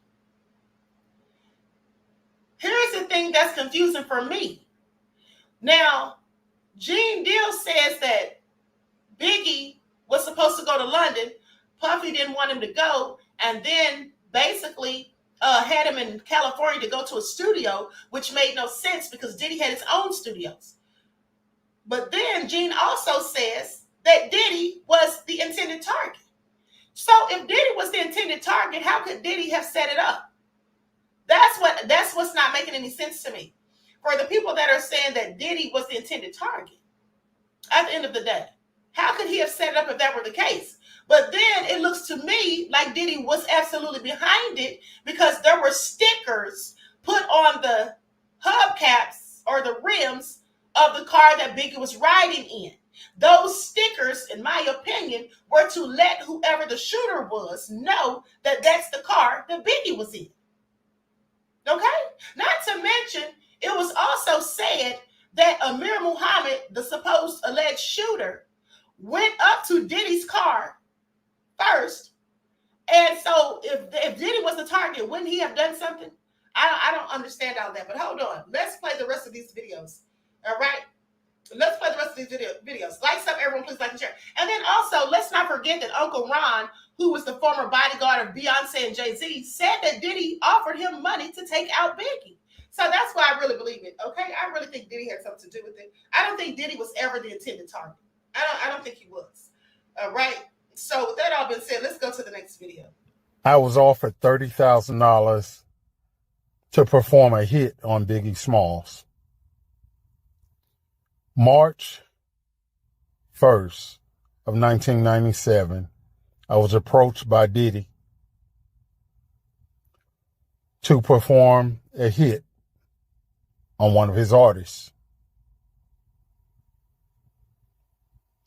Finding out that he wanted all the rights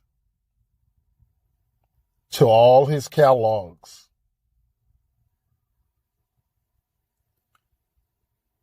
I turned him down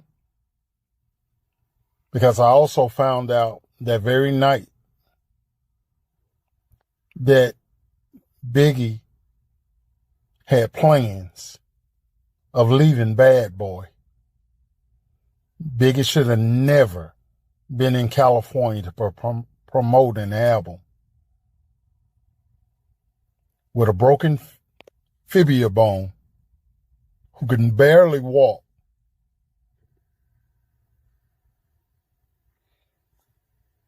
To go to another studio when Diddy has his own studio in New York.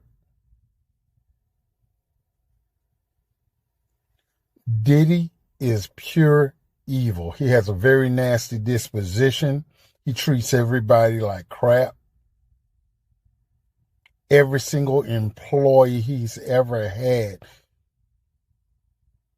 he and his mother have looked down on them, belittled them, talked to them like they were the lowest scum on the earth, so he could always have his way. Ahmad, Muhammad, and Suge Knight, or Amir, they took the blame for something that was already getting ready to be in motion. It just happened at an earlier time. Because on the 9th, Biggie was taken out. And I'm so glad to this day that I refused to do that. So under investigations and working and cooperating with FBI, my story is being told. There's so much more that we're going to talk about with Diddy.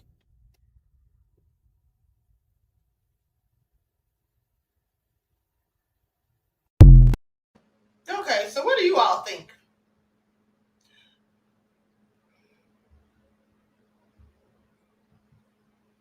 People want to compel platforms to invite them on and get a bag for it. Yeah, exactly, beloved. Exactly. Okay. I mean, pay attention. They even tried to charge Rolling Stone for the interviews they were doing about Diddy. Okay. Some people wanted to be compensated. Rolling Stone told them, we don't pay for interviews. And see, here's the thing. No ethical media outlet pays for interviews. No ethical content creator pays for interviews. At the end of the day, because I told you, that leaves the door open for people to embellish, and just add stuff just to make it more salacious because they're being paid for it. And it's just not a good idea.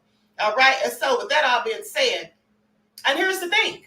TMZ, I told you all, they do pay for interviews. They offered me $5,000 that time for one, and I refused. But here's the thing. I want you to pay attention because TMZ is absolutely unethical, okay? They paint narratives, as far as I'm concerned, all right? They paint narratives, and they're paid, in my opinion, I believe that they're paid by certain people to spin certain stories, okay? So clearly not to be trusted is all I'm saying. Overthought said, I'm glad the guy on Tasha K didn't get paid because I also do not believe him. Yeah, Tasha K doesn't pay for interviews. James Allen said TMZ is a paid outlet. Absolutely. Absolutely. I believe that, beloved. Okay. So with that all being said, moving right along, let's go to the next video. Once they get to the hospital, they rush Biggie into the emergency room and begin to try to resuscitate him. And everybody's in the corridor. And Lil C says, a Muslim shot Big. And he kept repeating that. A Muslim shot Big. I looked and I said, he had a blue suit, white shirt, and a blue bow tie? And Paul said, yeah. And then they said, how you know, Gene? I said, he walked to Puff car first. So I'm wondering, yo, this got to be the same guy. The way he looked at me, the way he looked at Puff, then he walks in that direction. And then 5 to 9 minutes later, Big was shot. Unfortunately, he was shot 4 times, one of them fatal.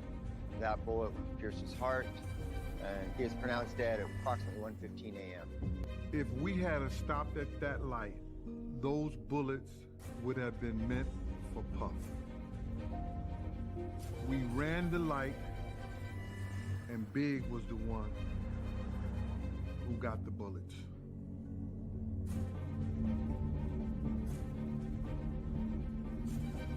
I live with that. Puff was my principal. He was my responsibility. Professionally, I'm glad I did my damn job.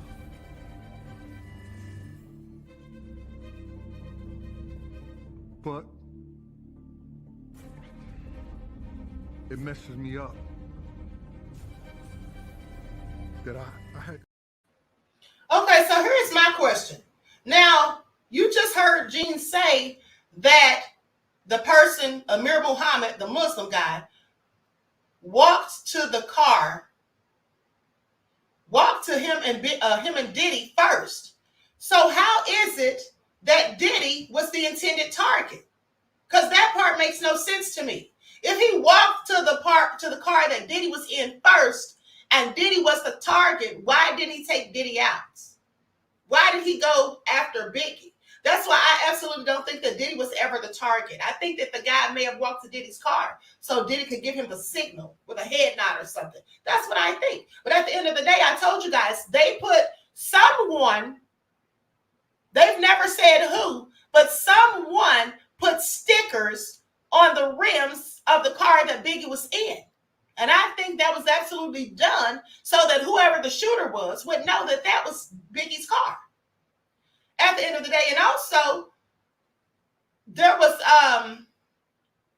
a discrepancy about one of the security guards going with Biggie. Okay, Florida native said, "I think Diddy did that." I absolutely think so too, or got somebody to do it. Okay, All Hell No said yes. Diddler was the director. I think he absolutely had something to do with it. Okay.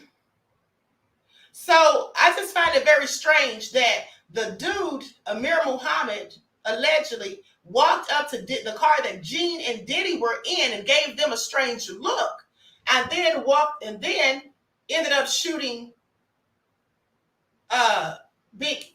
So I really don't think that Diddy was the target. I don't know. Okay. So James says, Queen, is there an update on Fahim Muhammad? No, there isn't. Trust me, I looked. I was definitely looking for it, beloved. I didn't find one, at least not as of yet. Okay. I don't think people realize like how young we were, so we're actually like kids in this multi-billion-dollar industry.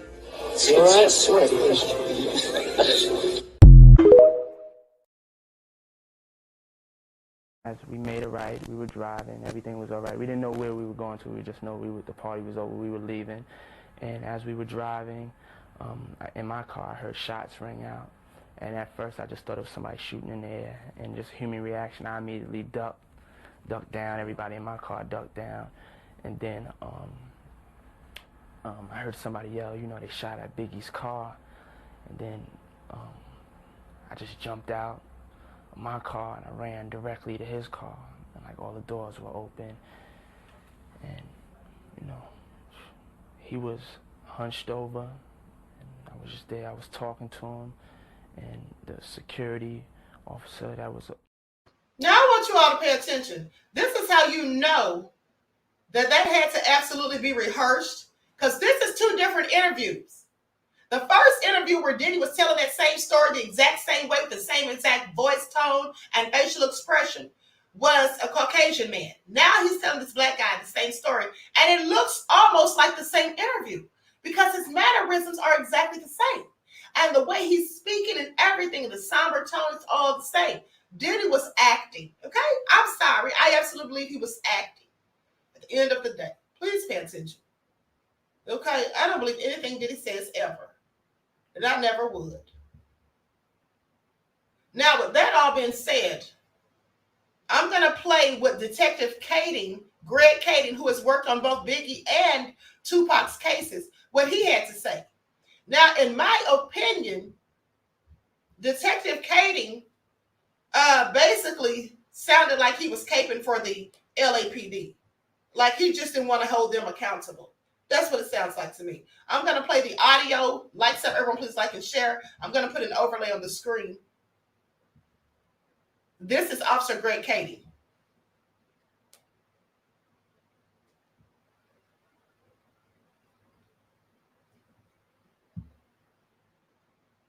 Has made a lot of statements around this. I've interviewed Gene before. Some of the stuff he said didn't add up. Like some of the stuff he said about Lil C's when he interviewed Lil C's was like, no, that's not what happened. I was there. Yeah. That's not the timeline of events. I interviewed Gene primarily because he was there because, during the Biggie murder, he was actually there. So I really wanted that story. Right. But what do you feel about Gene's various accusations and so forth? Well, I go back to what he said originally. I take that as the most accurate depiction of what his memory was. It was back then. Mm-hmm. And it's, he's expounded on it and kind of continued to elaborate with things that go against his original statement. So I look at his original statement as having the most value. It's the most meaningful. He didn't see anything other than some lights taking off after the shooting. The best witnesses, and they had very limited information themselves, was Gregory Young, which was the driver of Biggie's Suburban, and of course Little Cease, who was behind Biggie. Yeah. But all of this happened in the blink of an eye, and as you probably know, when shots are fired, and especially in your immediate vicinity, you duck. You don't stick your head out trying to figure out what's going on. You try to instinctively protect yourself. Yeah. And so it all happened very, very quick. There's very little information other than those two guys were probably the best of the witnesses. Gene Deal didn't see much. He has this hang up with this Nation of Islam guy. The bow tie guy, yeah. Yeah, the bow tie guy that he encountered beforehand. Amir Muhammad? Well, he'll claim that, and as will Phil Carson, but he's been exonerated from early on. Amir Muhammad is a victim of a bunch of people's inability to investigate properly and to understand and put together the facts of the case. Have you ever met with Amir? Not in person. I've spoken to him many times. Over the phone? Mm-hmm. And what's his take? He's like, hey, this is all fucked up. You guys, you have no idea what my life has been like and what you've done to me and to my wife. I've had to move out of state. I've lived under this constant cloud of false allegations, and I sympathize with him. Our job is not just to hold people accountable for what they've done, but we're also supposed to protect people from false allegations. Right. Well, because he visited David Mack in jail. Yeah, after the bank robbery. And I just read Labyrinth recently. Mm-hmm. And I guess the thing is he used a fake name. No, he didn't. No, so that part's not true. Not at all. It's the visiting form that he filled out when he visited David Mack. He put his real name. He put his real address. He put his real driver's license number. The only thing that he changed was the numbers on his social security number, because he knew that this people have access to this form, and he's in the real estate business, and he knows the importance of keeping your social security number confidential. And this is what he said in his deposition also, by the way. And he's like, I wasn't going to put my real social security number down on a form that people can see and copy. But he used his real name, his real address, his real driver's license number, and all of that. So if you're trying to hide your identity, he did it in about the worst possible way you could. Okay, so you feel Amir Muhammad had nothing to do with it? I don't feel it. I know it. You know. Okay. Okay, I want you all to pay attention, because he says he doesn't feel it, he knows it. How could he possibly know? And if he knows, then how come he hasn't solved the case? I have so many questions. Roddy says, what is Diddy's talent? The Harlem Shake. Exactly, right? That's all he can do. And being nefarious, of course. So now what do you all think? Because here's the thing. Queen, Diddy allegedly came to D.C. to lobby for a possible pardon for Biden. A possible pardon for Biden? Listen. Quinn Overthought said his talent is swindling. Now, so here's the thing. I want you all to correct me if I'm wrong. But how is it? Does it make any sense to any one of you? Once in the chat if it does. How does it make any sense that Diddy was the target if the alleged shooter saw Diddy first and then went and shot Biggie? Does that make any sense to anyone? Because it makes no sense to me. Once in the chat if that makes sense to you. Once in the chat if that makes any sense to you. That he would have seen Diddy first and then went and shot Biggie. Because that doesn't make any sense to me. Okay, that doesn't make any sense to me. Okay, so the story's not adding up. Okay, the story's not adding up. All right, I don't understand how that's possible. Who put the stickers on Biggie's car? Whoever put those stickers on the car Biggie was in absolutely knew what they were doing. They didn't do that for nothing. Why would you put stickers on rims in a nice vehicle? Okay, somebody absolutely was trying to let whoever was going to commit the assassination know this is the car right here. And also the fact that Diddy, the car that he was in, sped through the red light. Now, I want you all to pay attention right here because I'm about to make this make sense. How many of you, one's in the chat, that's right, Deronda, the math ain't math. Now, one's in the chat, how many of you, because remember, Gene Deal said that he told them to go through the red light. Didn't he say that he told them to go through the red light? So here's the thing.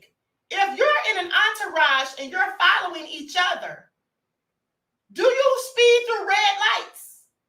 One's in the chat. If when you know somebody is following you, you speed through red lights. One's in the chat. If you speed through red lights when somebody is following you. Because when somebody's following me, I slow down at the red light. Because I know somebody's following me and I don't want them to get lost or to lose sight of the vehicle that I'm in. So why would you speed through the red light when somebody is following you? That doesn't make any sense. That doesn't make any sense to me. Some people are putting one. So you all speed through the red lights when somebody's following you? I'm not talking like a stranger. I'm talking about like somebody that's with you. Not a stranger following you. I would speed then too. I'm talking about like if you're with somebody and you're all going to the same place and they're riding behind you in your entourage and they're following you. Would you speed through the red light? Because most people, I don't think would. Most people would slow down. Most people would slow down. Okay? So that nobody loses sight of the other. So that doesn't make any sense to me for Diddy's vehicle to speed through the red lights unless Diddy, right, knew that somebody was about to shoot up Biggie's car. Now, if you know somebody's about to blast on the car behind you, yeah, you would speed through the red light. Juju said to lose them, Queen. Exactly. Exactly. Florida native said Diddy had to know. Okay? So with that all being said, Ebony Eye says Gene said he just had law enforcement training who told him to speed through the red lights when in danger. He said he told them to follow them. Okay, I got it. But how do you know you're in danger? How did he know they were in danger? Because the guy walked up to Diddy, because the guy approached Diddy first? I'm just wondering, how would you know they're in danger? Now, here's the thing. Supposedly, Gene had intel that something was going to happen, and that's why he was saying they shouldn't go to that party or whatever. Okay, so all of that makes sense. Diddy was speeding with that horse mouth wide open. Okay, so my question is, okay, Claudette said maybe it was gut instinct. Biggie driver stopped at the first light. Why not drive to the police station or call the police? At the end of the day, I'm just confused at the end of the day, because my thing is, why would the shooter, because Gene and Lil C's both said that the guy was the Muslim guy with the blue suit, white shirt, and the bow tie. That was the shooter. That's what they both said. They saw this person as the shooter. But Gene also says that person was at Diddy first. Look at him and Diddy first. So if Diddy was the target, wouldn't the guy have just shot him? So I definitely don't think Diddy was the target. I think Diddy was in on it point blank serious. And at the end of the day, I also think that Diddy got someone to put those stickers on the car that Biggie was in to mark it. Okay, so they wouldn't get it confused with his car. All right, that's what I think. That's what I think. And that's what makes sense to me. Claudette said I do too, okay? And so at the end of the day, I just find it all very interesting. Hold on. When the Muslim guy approached Diddy, Gene was standing next to him behind a pillar. When the Muslim guy got close, Gene came from behind the pillar and showed him his pistol. Muslim guy walked down to the corner. Oh, okay. Now that makes sense. When the Muslim guy approached Diddy, Gene was standing next to him behind the pillar. When the Muslim guy got close, Gene came from behind the pillar and showed him his pistol. Muslim guy walked down to the corner. Okay, so that makes sense. Now that makes sense right there. I didn't know that. Queen, they're going to confuse us with these narratives. I know, right? I know. But unlike Detective Greg Cady, I disagree with him. I don't think that Amir Muhammad is innocent. And then he says he knows this. How do you know this? Okay? Queen, I hate when I'm following somebody and they speed through the red lights. That pisses me off. Right. It would tick most people off. Absolutely. Okay. The Muslim guy walked up to them when they started, came out the event in front of them. Okay. Florida native says Diddy paid the Muslim guy. That's what I think. Okay. Muslim guy knew Gene would be in one of those cars. It sounds like Diddy hit using the Muslim. Here's the thing. That's exactly what I think. Okay. Jeremel said it's very suspicious. Here's what I think. I think that the Muslim guy, I don't think that Muslim guy was going to shoot Diddy. Okay. I don't think that he was going to shoot Diddy. I think that he's the part, if he is the shooter, I think Diddy put him up to it. That's just what I think. Now, Queen, also when Amir approached Gene and Diddy, Farrakhan's son got between them and told Amir to stand down. After that, Big was shot. Okay.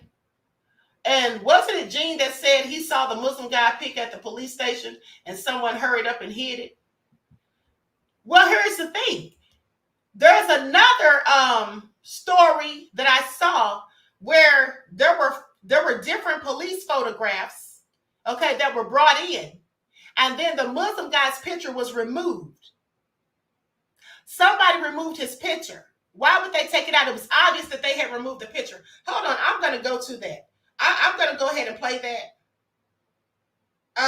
Because I find that very suspicious as well.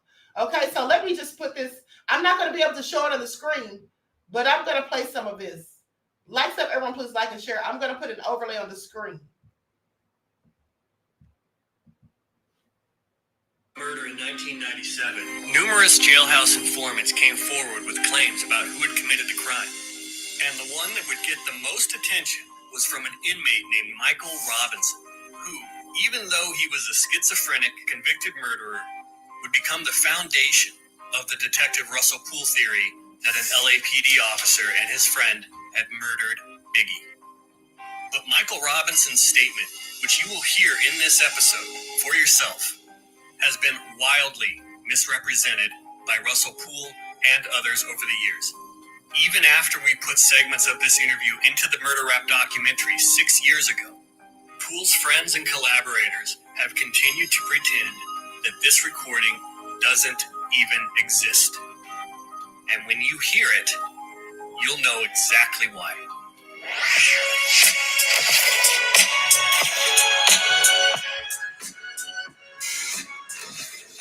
At the time that Michael Robinson gave this statement, where he allegedly named Biggie's killer, he was in the LA County Jail in Castaic with another man named Waymond Anderson. Anderson had been a singer in the 80s whose cover of My Girl for Capitol Records had been a minor hit. But then a few years later, Anderson was convicted of a 1993 arson murder for a fire in a drug den behind this apartment building near USC's campus that killed a person. Anderson got life in prison for it. And he's come forward himself with some wild tales over the years about the murders of both Tupac and Biggie, even though he'd been in jail for years by the time of the murders. Anderson would claim that Michael Robinson got some of his information from him while they were housed together in the same unit in jail. The statement given by Michael Robinson in 1997 would form the foundation for Russell Poole's entire theory, that LAPD officer David Mack had conspired with a friend named Amir Muhammad to kill Biggie. Amir Muhammad was a mortgage broker living in the San Diego area at the time. He had been college friends with David Mack. When David Mack went to jail for a bank robbery, Amir Muhammad visited him in jail. And this visit, combined with what Michael Robinson would say in his interview, would make Amir Muhammad Russell Poole's prime suspect for the next 2 decades. Without Michael Robinson, Poole's theory never exists.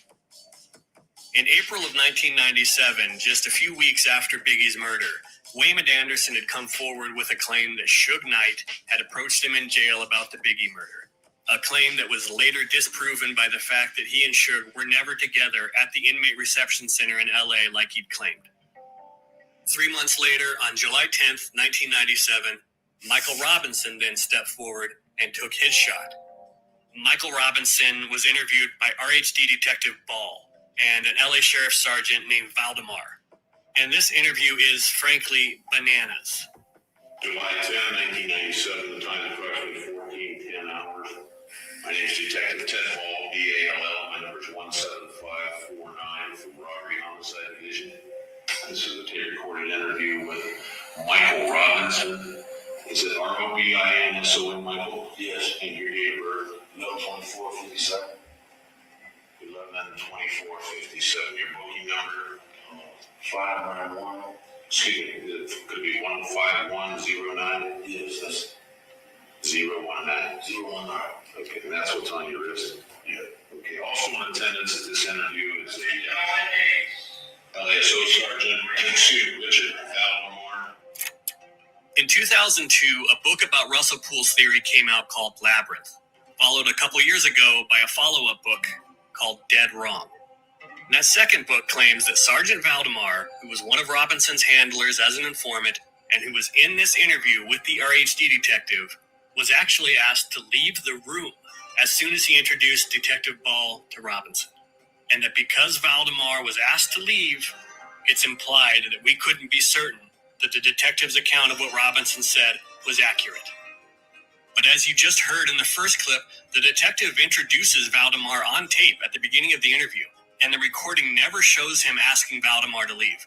And there is a third voice in the room chiming in throughout this interview. And again, we don't have to take the detective's word about what Robinson said, because it was taped.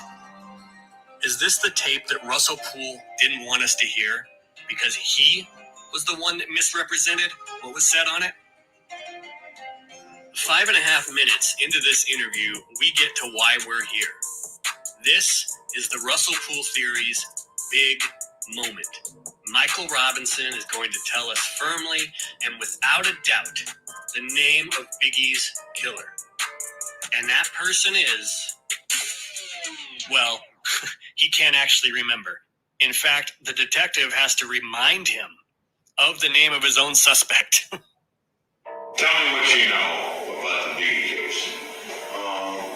The dude, man, is Abraham. I guess say his name is it's Arab name. Okay, who's the dude? Who are you talking about? It's not. Tell me his name. Yes, I can't. I don't read right. So okay, so this is the man you're describing here. Yes. He is the killer.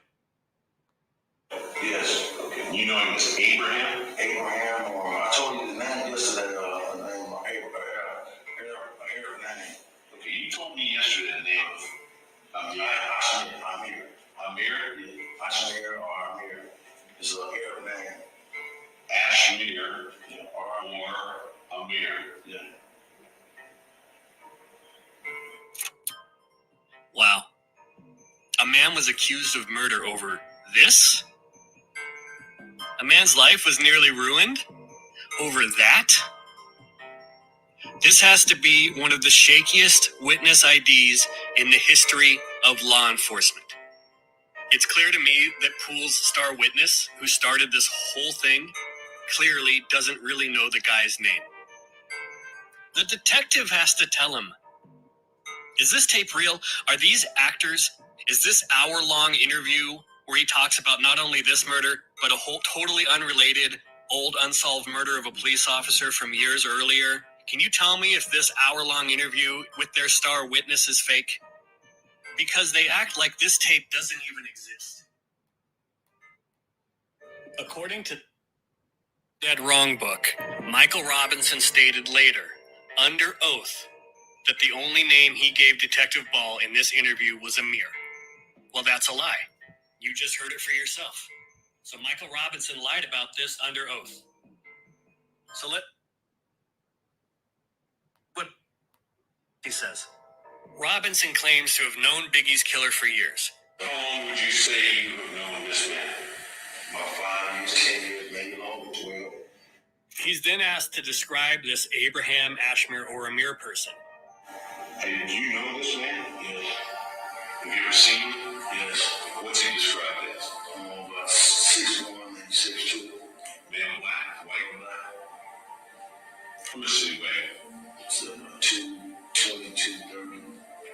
Well, Russell Poole's Amir Muhammad was 5'11" and 180 pounds. So the description doesn't match at all. Robinson is describing a big guy, but Amir Muhammad is medium size. Okay, so I think it's safe to say that guy, Robinson, doesn't know what he's talking about. But hold on, I thought that was the video. I made a mistake. I thought that was the video where they said that the picture was removed. Hold on. Maybe that was during one of the videos or the interview with Lil C's. Let me pull up the full interview with Lil C's. I think this is it. Puff never mentioned anything to me about Biggie's death. And I've been in a couple of altercations when there were gunplay. And Puff would say to me, Gene, how you knew? But on Big's death, and I told him before Big died, before I said, yo, if we go to this party, somebody gonna get murdered tonight. When I told Puff that, and he told me I didn't have to go, you understand? You don't have to go, Gene. I told Big the same thing.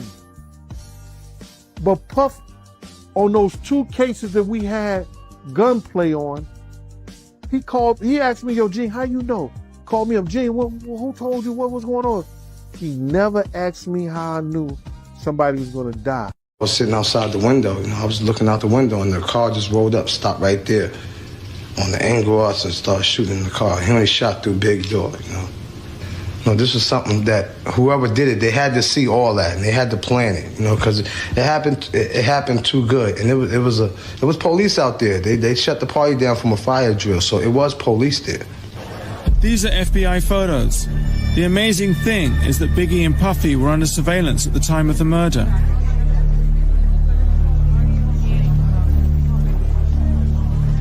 So did you see the FBI? Yeah, I saw them, and after the Biggie death, I had spoke to a couple of police, and I saw a couple of pictures that they had when they was watching us. They were showing me pictures of me, asking me who is that? I'm telling them that's me. They asked me, who is that? That's Biggie's best friend, D-Rock. That's so they were showing you? So they were showing us pictures when they was followers and this and that. And they showed us, they were showing old pictures that, that was in this house, that the police had in L.A. So, I was thinking like, God damn, something real fishy is going on.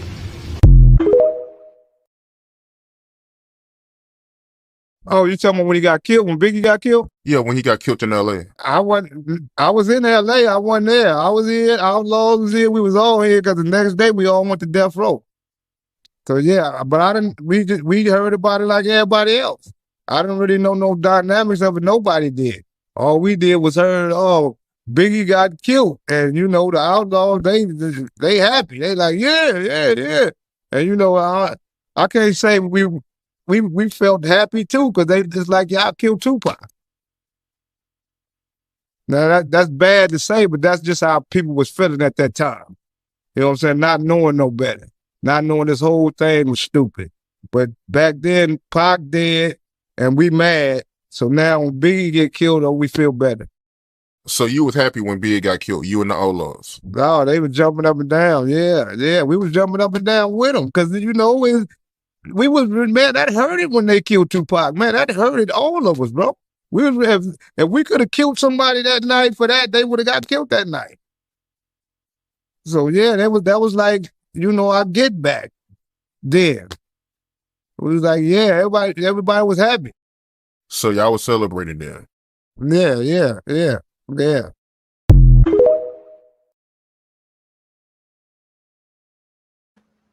Okay. At the end of the day, I don't know where that video is. All right. I must have gotten it mixed up with something, but there was a video where the police showed 4 pictures.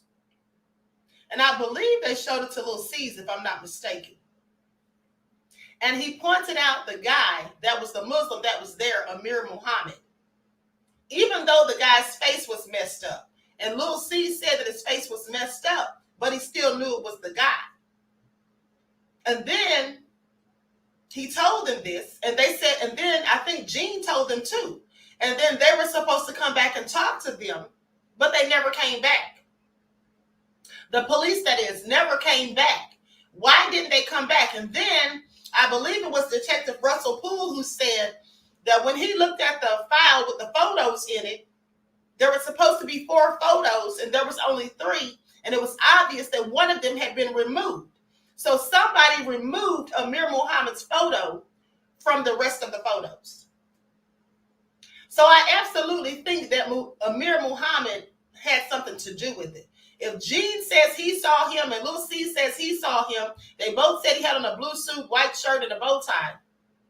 I don't think they're mistaken. They both said the same thing at the end of the day. But what I'm confused about is if this man was there to target Diddy, and then someone said in the chat that Gene showed him his gun, and then so he kept walking. Well, my question is, how is Diddy the one who hired him? Okay, how is he the one that hired him? I don't know. Who got the money? Who had the killer removed from the lineup, the diddler? And here's another thing too. You're right. And here's another thing that Gene Deal said.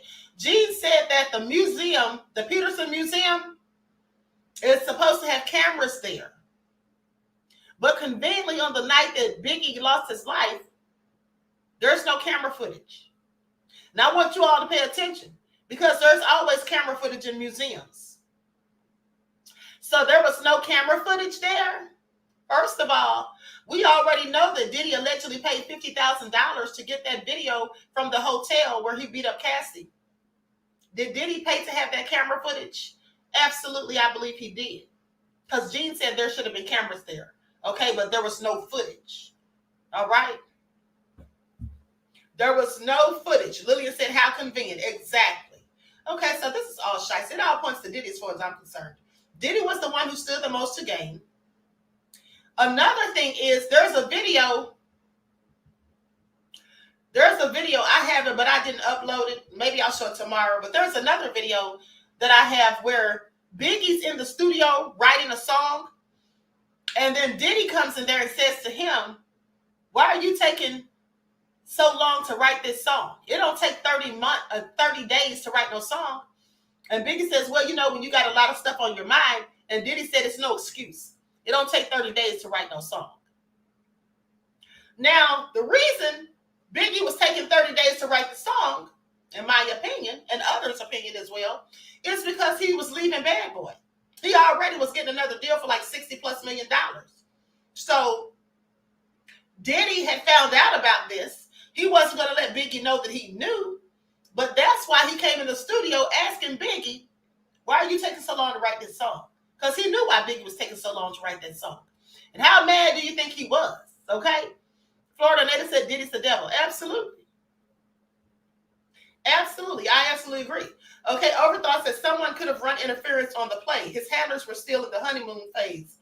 Maybe they found out about a hit on Diddy and ran interference to get Biggie instead. Well, here's the thing. If we look at it that way, which that could be plausible, but if that were the case, then that would mean that Diddy wouldn't have had anything to do with it. So here's the thing. When Gene says that Diddy sent Biggie to California rather than to London where he's supposed to go, And then he says that Diddy was telling him that Biggie begged to go to this party, which Gene didn't believe. And then he says that the person he saw the night of the shooting was the Muslim guy, Amir Muhammad, with the blue suit and the bow tie. But he also saw that person looking at Diddy, and Diddy was the intended target. So if Diddy is the intended target, he can't be the one who hired the shooter at the same time. That's all I'm saying. So somewhere there's a miscommunication. Something's not adding up. Okay, something's not adding up. How could he have been the intended target, but at the same time you're saying that you think he had something to do with it? This is why Jermaine Dupri is way more talented than Diddy. Florida native said Diddy invited him to that party. Right, exactly. And also, in another video, Gene said that when he was telling Diddy that somebody was going to get killed, something was going to happen at that party, Diddy just told him, well, you don't have to come. Now, here's the thing. If your bodyguard tells you that there's a party you're going to, something bad is going to happen and somebody's going to get killed, why would you tell your bodyguard you don't have to come? So you don't need extra security when he just told you somebody's going to get killed? Unless you know who's going to get killed. And unless you're the one who hired the person that's going to kill this person. That's the only reason you would care if your bodyguard came, as far as I'm concerned. Because otherwise, why would you? Okay? Why would you? Queen, when I interviewed Big Gene, he said Big showed him the contract with Atlantic Records, and Big was taking Lil Kim. Right, I saw that video. I saw that video, beloved. Yes, he did say that. That's the reason why Diddy was mad. Because remember, Diddy supposedly said to him, look at him, the nerve of this guy. He didn't even bring them to Bad Boy. Right? And he did see the contract for the 60 mil that Biggie was given. So Durana said exactly, Queen, red flag number one. Okay. Prime Rose said he's a living curse. Okay, so here's the thing. The only thing that makes any sense, Spyro Muhammad said, I was faked up. That was nice. Okay, I don't know if that's a typo, beloved. But anyway, Queen Sam said Queen just showed us that receipt. Right. T of Yah says, big question. Why the Muslim want to kill Diddy? Did he owe him in some way? That's my question.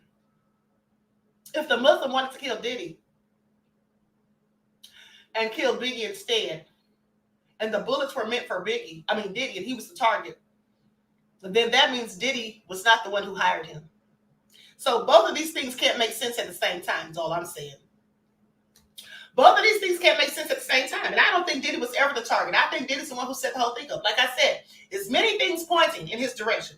First of all, he was mad because Biggie was leaving. He was the one who stood to gain the most after Biggie's death. Second of all, he told Gene Deal he could stay home. Why would you tell your bodyguard to stay home if he's told you that he has information someone's going to get killed? Okay, so that makes no sense. Then the next thing is,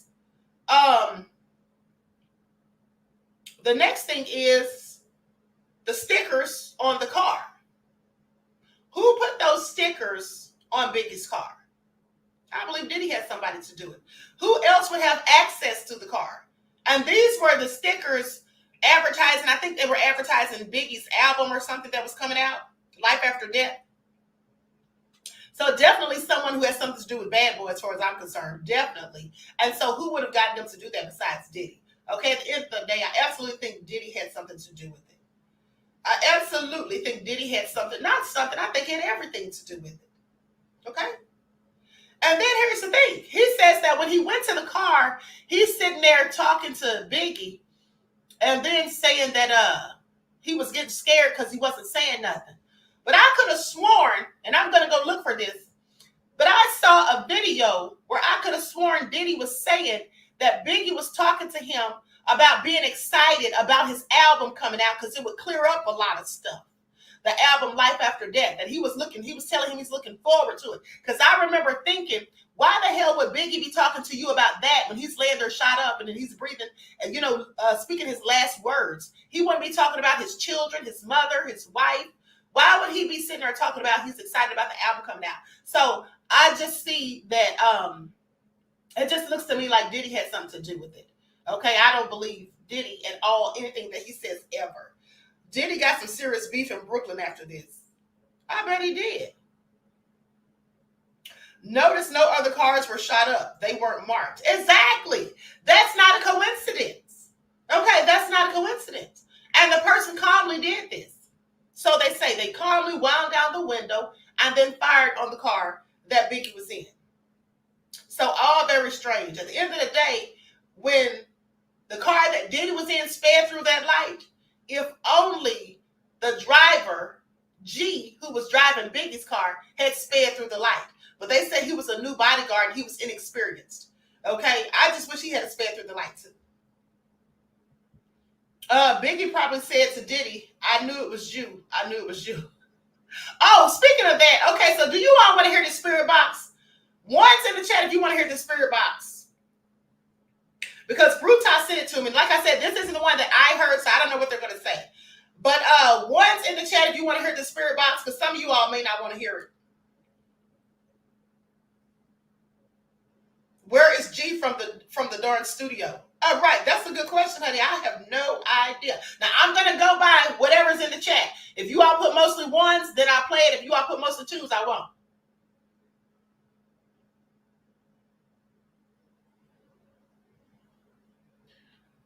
Okay, so I guess you all want to hear it. Okay, so I'm going to share my screen. Likes up, everyone. Please like and share. Thank you in advance. Here we go. Look at Jonah and Greta putting twos. You all might want to log off then, beloved, because the majority is saying that they want to see it. Queen Sam said, Queen, you know we nosy and nefarious. Okay, so I'm going to show it. I'm going to share my screen. Like that, everyone, please like and share. Thank you in advance. Hey, Byron B.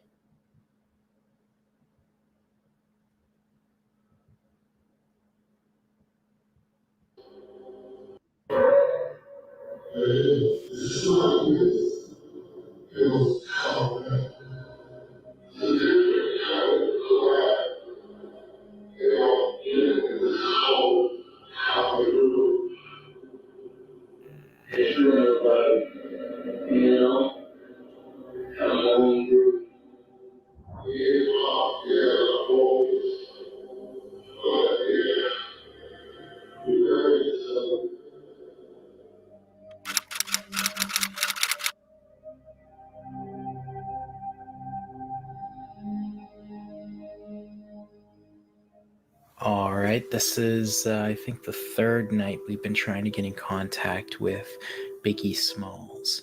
There's the same energy in the area that was here when Tupac was here. Biggie, are you here with us tonight?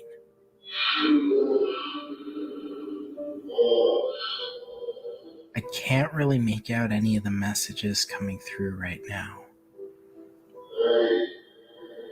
I can definitely hear a spirit coming through and using the device. Christopher Wallace, Biggie Smalls, is this you trying to use the device? Is this you coming through?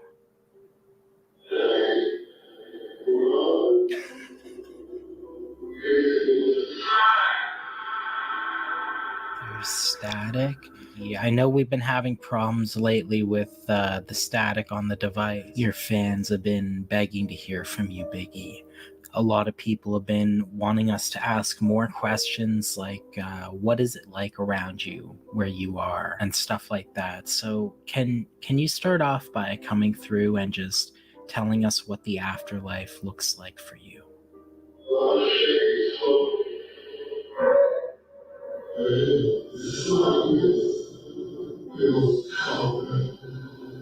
That's very interesting. Is it a lot like life here, Biggie? Is it still the same on the other side?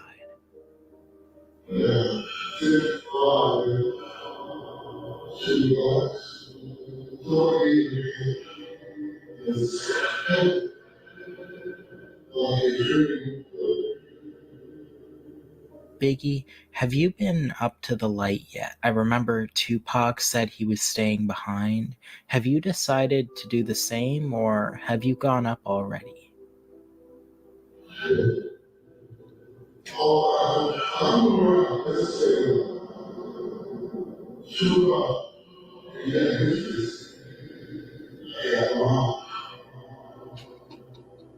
Biggie, what was it that you and Tupac had come through talking about? It was all choppy last time you were here, but from what I was able to make out from the footage, it seemed like you were recalling an event of some kind on the other side. What was all of that about, Biggie? Can you tell us?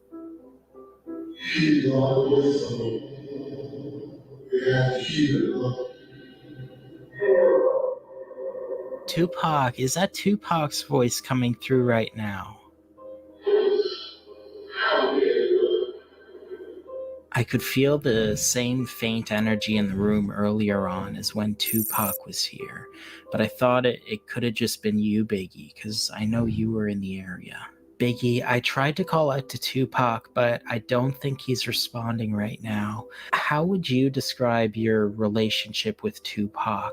I know that Tupac had said that you guys had buried the past, but you came through interjecting, saying something along the lines of, the streets still remember.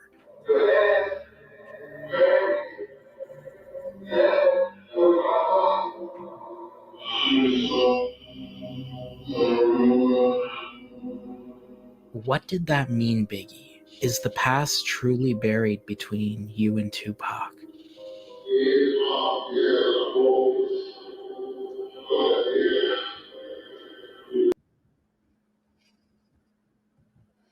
Okay, I cannot. I cannot. I absolutely cannot. I'm sorry. Nope. It's a no for me.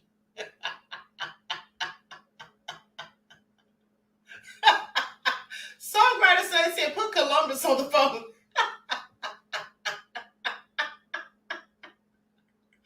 I'm sorry. I don't believe that. Okay, I'm sorry. I can't. That doesn't sound realistic to me. Okay, that doesn't sound realistic to me at the end of the day. Big Gene got paid or got threatened.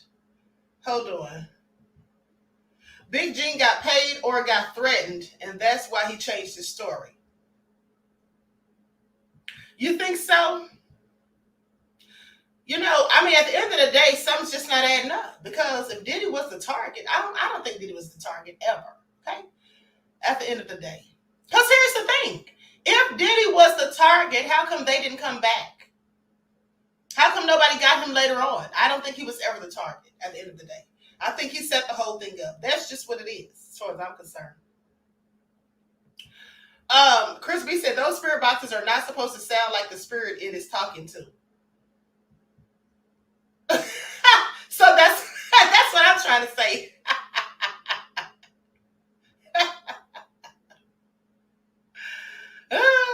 Junior said, they us, not spirit in our spirit box. Y'all are crazy. Okay, and then who was it in the chat talking about talk to the ancestors about our reparations? Y'all are something else. At the end of the day, I think that man was a whole fraud. I'm sorry. I just think he was a fraud. I think he was a whole fraud. I'm sorry. That just did. April said auto-tune. Yeah, that's kind of what it sounds like. Okay. And so anyway, with that all being said, we haven't come to any further conclusions other than one's in the chat. If you think Diddy, look at that said fraud today. One's in the chat. Brutai, thank you for sending me that, beloved, but I'm not buying it. Now, Timber Dan said I'm a hollering, okay? Now the one that I heard with Kim Porter, Biggie, and Tupac intervening, that one sounded more realistic to me. Okay, gave me the creeps too. Okay, so with that all being said, Rhonda said he must have been watching Wig 1.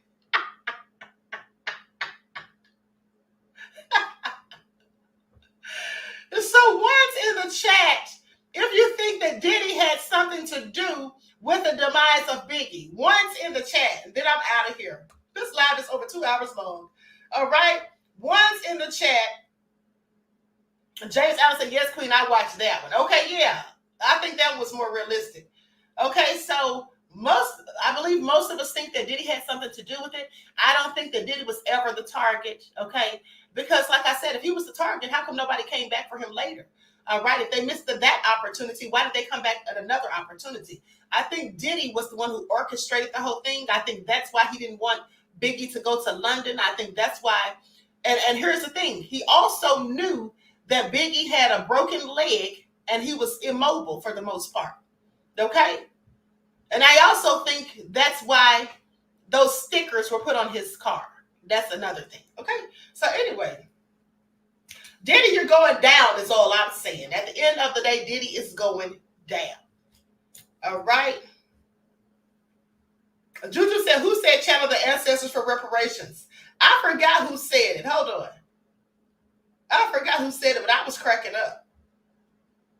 Squirrel Muhammad. That's who said it. Squirrel Muhammad is the one who said it. Okay? So anyway, Amariah said, I agree with you, Queen. Thank you, beloved. Okay? I Wear Three Stripes says, what's your email? I will email you to tell you what I believe Big Gene was either threatened by Puffy or paid by Puffy and his story changed. Okay, beloved. Okay. Moderators, can you please put my email in the chat? One of the moderators, if you could please put my email in the chat. Queen, play the part of More Money, More Problems with Biggie speaking about the more money you make, the more problems you have. Now, I can't play that. Copyright issues, beloved. I can't play that because I don't have permission. Okay. Exact said, great broadcast, Queen. Thank you, beloved. Okay. So anyway, Diddy will be swallowed along with TD Jakes. You all are terrible. Anyway, with that all being said, I hope you all enjoyed this live because I did. Okay. You're welcome, Terry Hinton, beloved. And so everyone enjoy the rest of this beautiful day. All right. And I hope to see you all in the next broadcast. Now, I will go live on the backup channel at some point today, so make sure you have your notifications turned on. All right, Overthought said, great live. Thank you, beloved. Juju said, love you to life, Queen. I love you right black. Okay, so Squirrel Muhammad said, put that in caps, swallow. Okay, so with that all being said, everyone, please like and share this video. Subscribe to the channel if you haven't done so already. Be sure to click that notification bell and click the word all so you're notified each time Queen Goddess goes live. All right? And don't forget to double check to make sure that you're still subscribed to the channel because you know sometimes people mysteriously become unsubscribed. Robert says, great program, Queen. Thank you, beloved. Okay, so listen, I love you all to life. I appreciate you guys. For those of you who follow the backup channel, I will be live on there at some point today, probably around maybe 2 o'clock. Now, Courtney J put my email in the chat. So 3 stripes, when you email me, please send your email to the root of all evil 227. It's the root of all evil 227 at gmail.com. Yeah, there you go, Courtney J. I'm going to delete the first one. Hold on, let me make sure I'm deleting the right thing. I'm going to delete the first one. Okay, yeah. So it's the root of all evil 227 at gmail.com. All right. So make sure you send it to that one because the other one, I get too many emails and I may not see it. TD muffin cakes will gobble and swallow fiddle combs up. Queen Sam said, we love you too. Thank you, beloved. All right. So listen, I love you all to life. I hope you all enjoy the rest of this beautiful day. Okay. And if you follow the backup channel, like I said, I'll be live on there at about 2 o'clock. Okay. I got some juicy stuff to talk about on there. So hope to see you there. Everyone, please like and share, subscribe. Don't forget to follow me on Instagram at Dr_A_Shakur, TikTok at Dr. A Shakur, and Twitter at DGoddess27. All right. Each one, teach one. That's how we grow and thrive. Do something productive, constructive, but never destructive. And always remember, beloveds, to keep the Most High first in your lives. Peace.